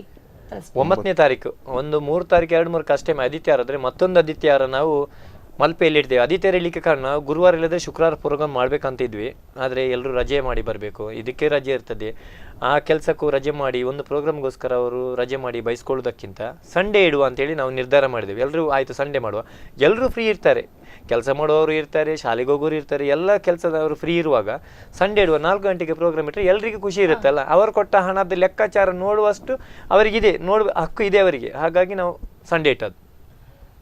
ಸರ್, ನಮ್ಮ ಕಾರ್ಯಕ್ರಮದ ಮುಕ್ತಾಯ ಹಂತದಲ್ಲಿದ್ದೇವೆ. ನಿಮ್ಮಿಂದ ಜನರಿಗೆ ಯಾವ ರೀತಿಯ ಆದೇಶವನ್ನ, ಅಂದ್ರೆ ಜನರನ್ನ ನೀವು ಸಮಾಜವನ್ನ ಯಾವ ರೀತಿಯಾಗಿ ಕೇಳ್ಕೊಳ್ತಾ ಇದ್ದೀರಾ ಅಂತ ಹೇಳು? ಜನರಲ್ಲಿ ಕೇಳ್ಕೊಳ್ಳೋದಂದ್ರೆ ಒಂದೇ, ಇಷ್ಟ ತನಕ ರವಿ ಯಾರು ಅಂತೇಳಿ, ಮುಂಚೆ ಎಲ್ಲ ರವಿ ಅಂತೇಳಿ ಒಬ್ಬ ಇದ್ದ, ಆದರೆ ಈಗ ರವಿ ಯಾರು ಅಂತೇಳಿ ತೋರಿಸ್ಕೊಟ್ಟವರು ನೀವು. ಹಾಗಾಗಿ ನನಗೆ ಒಳ್ಳೆ ರೀತಿಯಲ್ಲಿ ಇಷ್ಟು ವರ್ಷದಿಂದ ಸಹಕಾರ ನೀಡಿದ್ದೀರ. ಅದೇ ರೀತಿ ಈ ಬಾರಿ ಕೂಡ ಒಳ್ಳೆ ರೀತಿಯಲ್ಲಿ ಸಹಕಾರ ಮಾಡಿ ಕೊಡಬೇಕಂತೇಳಿ ನಾನು ವಿನಂತಿ. ನಿಮ್ಮ ಪ್ರತಿ 1 ರೂಪಾಯಿಲಿ ಕೂಡ ಒಂದೊಂದು ಮಗುವಿನ ಭವಿಷ್ಯ ಇದೆ. ನಾವು ಹಣ ಹಾಳು ಮಾಡೋದಿಲ್ಲ ಅಂತ ನಿಮಗೆ ನಿಜವಾಗ್ಲೂ ಗೊತ್ತು. ಪ್ರತಿ 1 ರೂಪಾಯಿ ಲೆಕ್ಕಾಚಾರ ಕೂಡ ನಾವು ನಿಮಗೆ ಕೊಟ್ಟಿದ್ದೇವೆ. ಹಾಗಾಗಿ ಈ ಬಾರಿ ಕೂಡ ನೀವು ಒಳ್ಳೆ ರೀತಿಯಲ್ಲಿ ಸಹಕಾರ ಇಡ್ತೀರಾ ಅಂತೇಳಿ ನಾನು ನಿರೀಕ್ಷೆ ಮಾಡಿಕೊಂಡಿದ್ದೇನೆ. ಹಾಗಾಗಿ ನಿಮ್ಮ ಹತ್ರ ಇನ್ನೊಮ್ಮೆ ಕೇಳ್ತಿದ್ದೇನೆ, ದಯವಿಟ್ಟು ಒಳ್ಳೆ ರೀತಿಯಲ್ಲಿ ನಮಗೆ ಸಹಕರಿಸಿ ಅಂತ. ಇಂದಿನ ನಮ್ಮ ಈ ಕಾರ್ಯಕ್ರಮದಲ್ಲಿ ನಮ್ಮೊಂದಿಗಿದ್ದು ನಿಮ್ಮ ಸಂತೋಷವನ್ನ ನಮ್ಮೊಂದಿಗೆ ಹಂಚಿಕೊಂಡದ್ದಕ್ಕಾಗಿ ರವಿ ಸರ್, ನಿಮಗೆ ಹೃತ್ಪೂರ್ವಕ ಸ್ಪಂದನ ವಾಹಿನಿಯ ಪರವಾಗಿ ಹೃತ್ಪೂರ್ವಕ ಧನ್ಯವಾದಗಳನ್ನು ಸಮರ್ಪಿಸ್ತಾ ಇದ್ದೇವೆ. ಸ್ನೇಹಿತರೊಂದಿಗೆ ಬೆನ್ನೆಲುಬಾಗಿ ನೀವು ಕೂಡ ಅವರೊಂದಿಗೆ ಸಹಾಯವನ್ನ ಮಾಡ್ತಾ ಇದ್ದೀರಾ ಸರ್, ತಮಗೂ ಕೂಡ ಧನ್ಯವಾದಗಳು. ಪ್ರೀತಿಯ ವೀಕ್ಷಕರೇ, ಸಾಮಾಜಿಕ ಕಳಕಳಿಯೊಂದಿಗೆ ರವಿಯಣ್ಣ, ನಮ್ಮ ಪ್ರೀತಿಯ ರವಿಯಣ್ಣ ಮಾಡುವಂತಹ ಈ ಘನ ಕಾರ್ಯದಲ್ಲಿ ತಮ್ಮ ಒಂದು ಅಳಿಲ ಸೇವೆಯನ್ನು ಕೂಡ ಸೇರಿಸಿ ನಾವು ಒಂದು ಸಾಮಾಜಿಕ ಕಳಕಳಿಯನ್ನು ನಡೋಣ ಅಂತ ಹೇಳ್ತಾ, ನಾನು ನಿಮ್ಮ ಭಾಗ್ಯಶ್ರೀ ಐತಾಳ್ ನಿಮಗೆಲ್ಲರಿಗೂ ಕೃಷ್ಣ ಜನ್ಮಾಷ್ಟಮಿಯ ಶುಭಾಶಯಗಳೊಂದಿಗೆ ಕಾರ್ಯಕ್ರಮವನ್ನು ಮುಗಿಸ್ತಾ ಇದ್ದೇವೆ. ಶುಭಮಸ್ತು. ಮಧುರಾಪುರಿ ಸದನ ಮೃದುವದನ ಮಧುಸೂದನ ಹಿಗ ಸ್ವಾಗತಂ ಕೃಷ್ಣ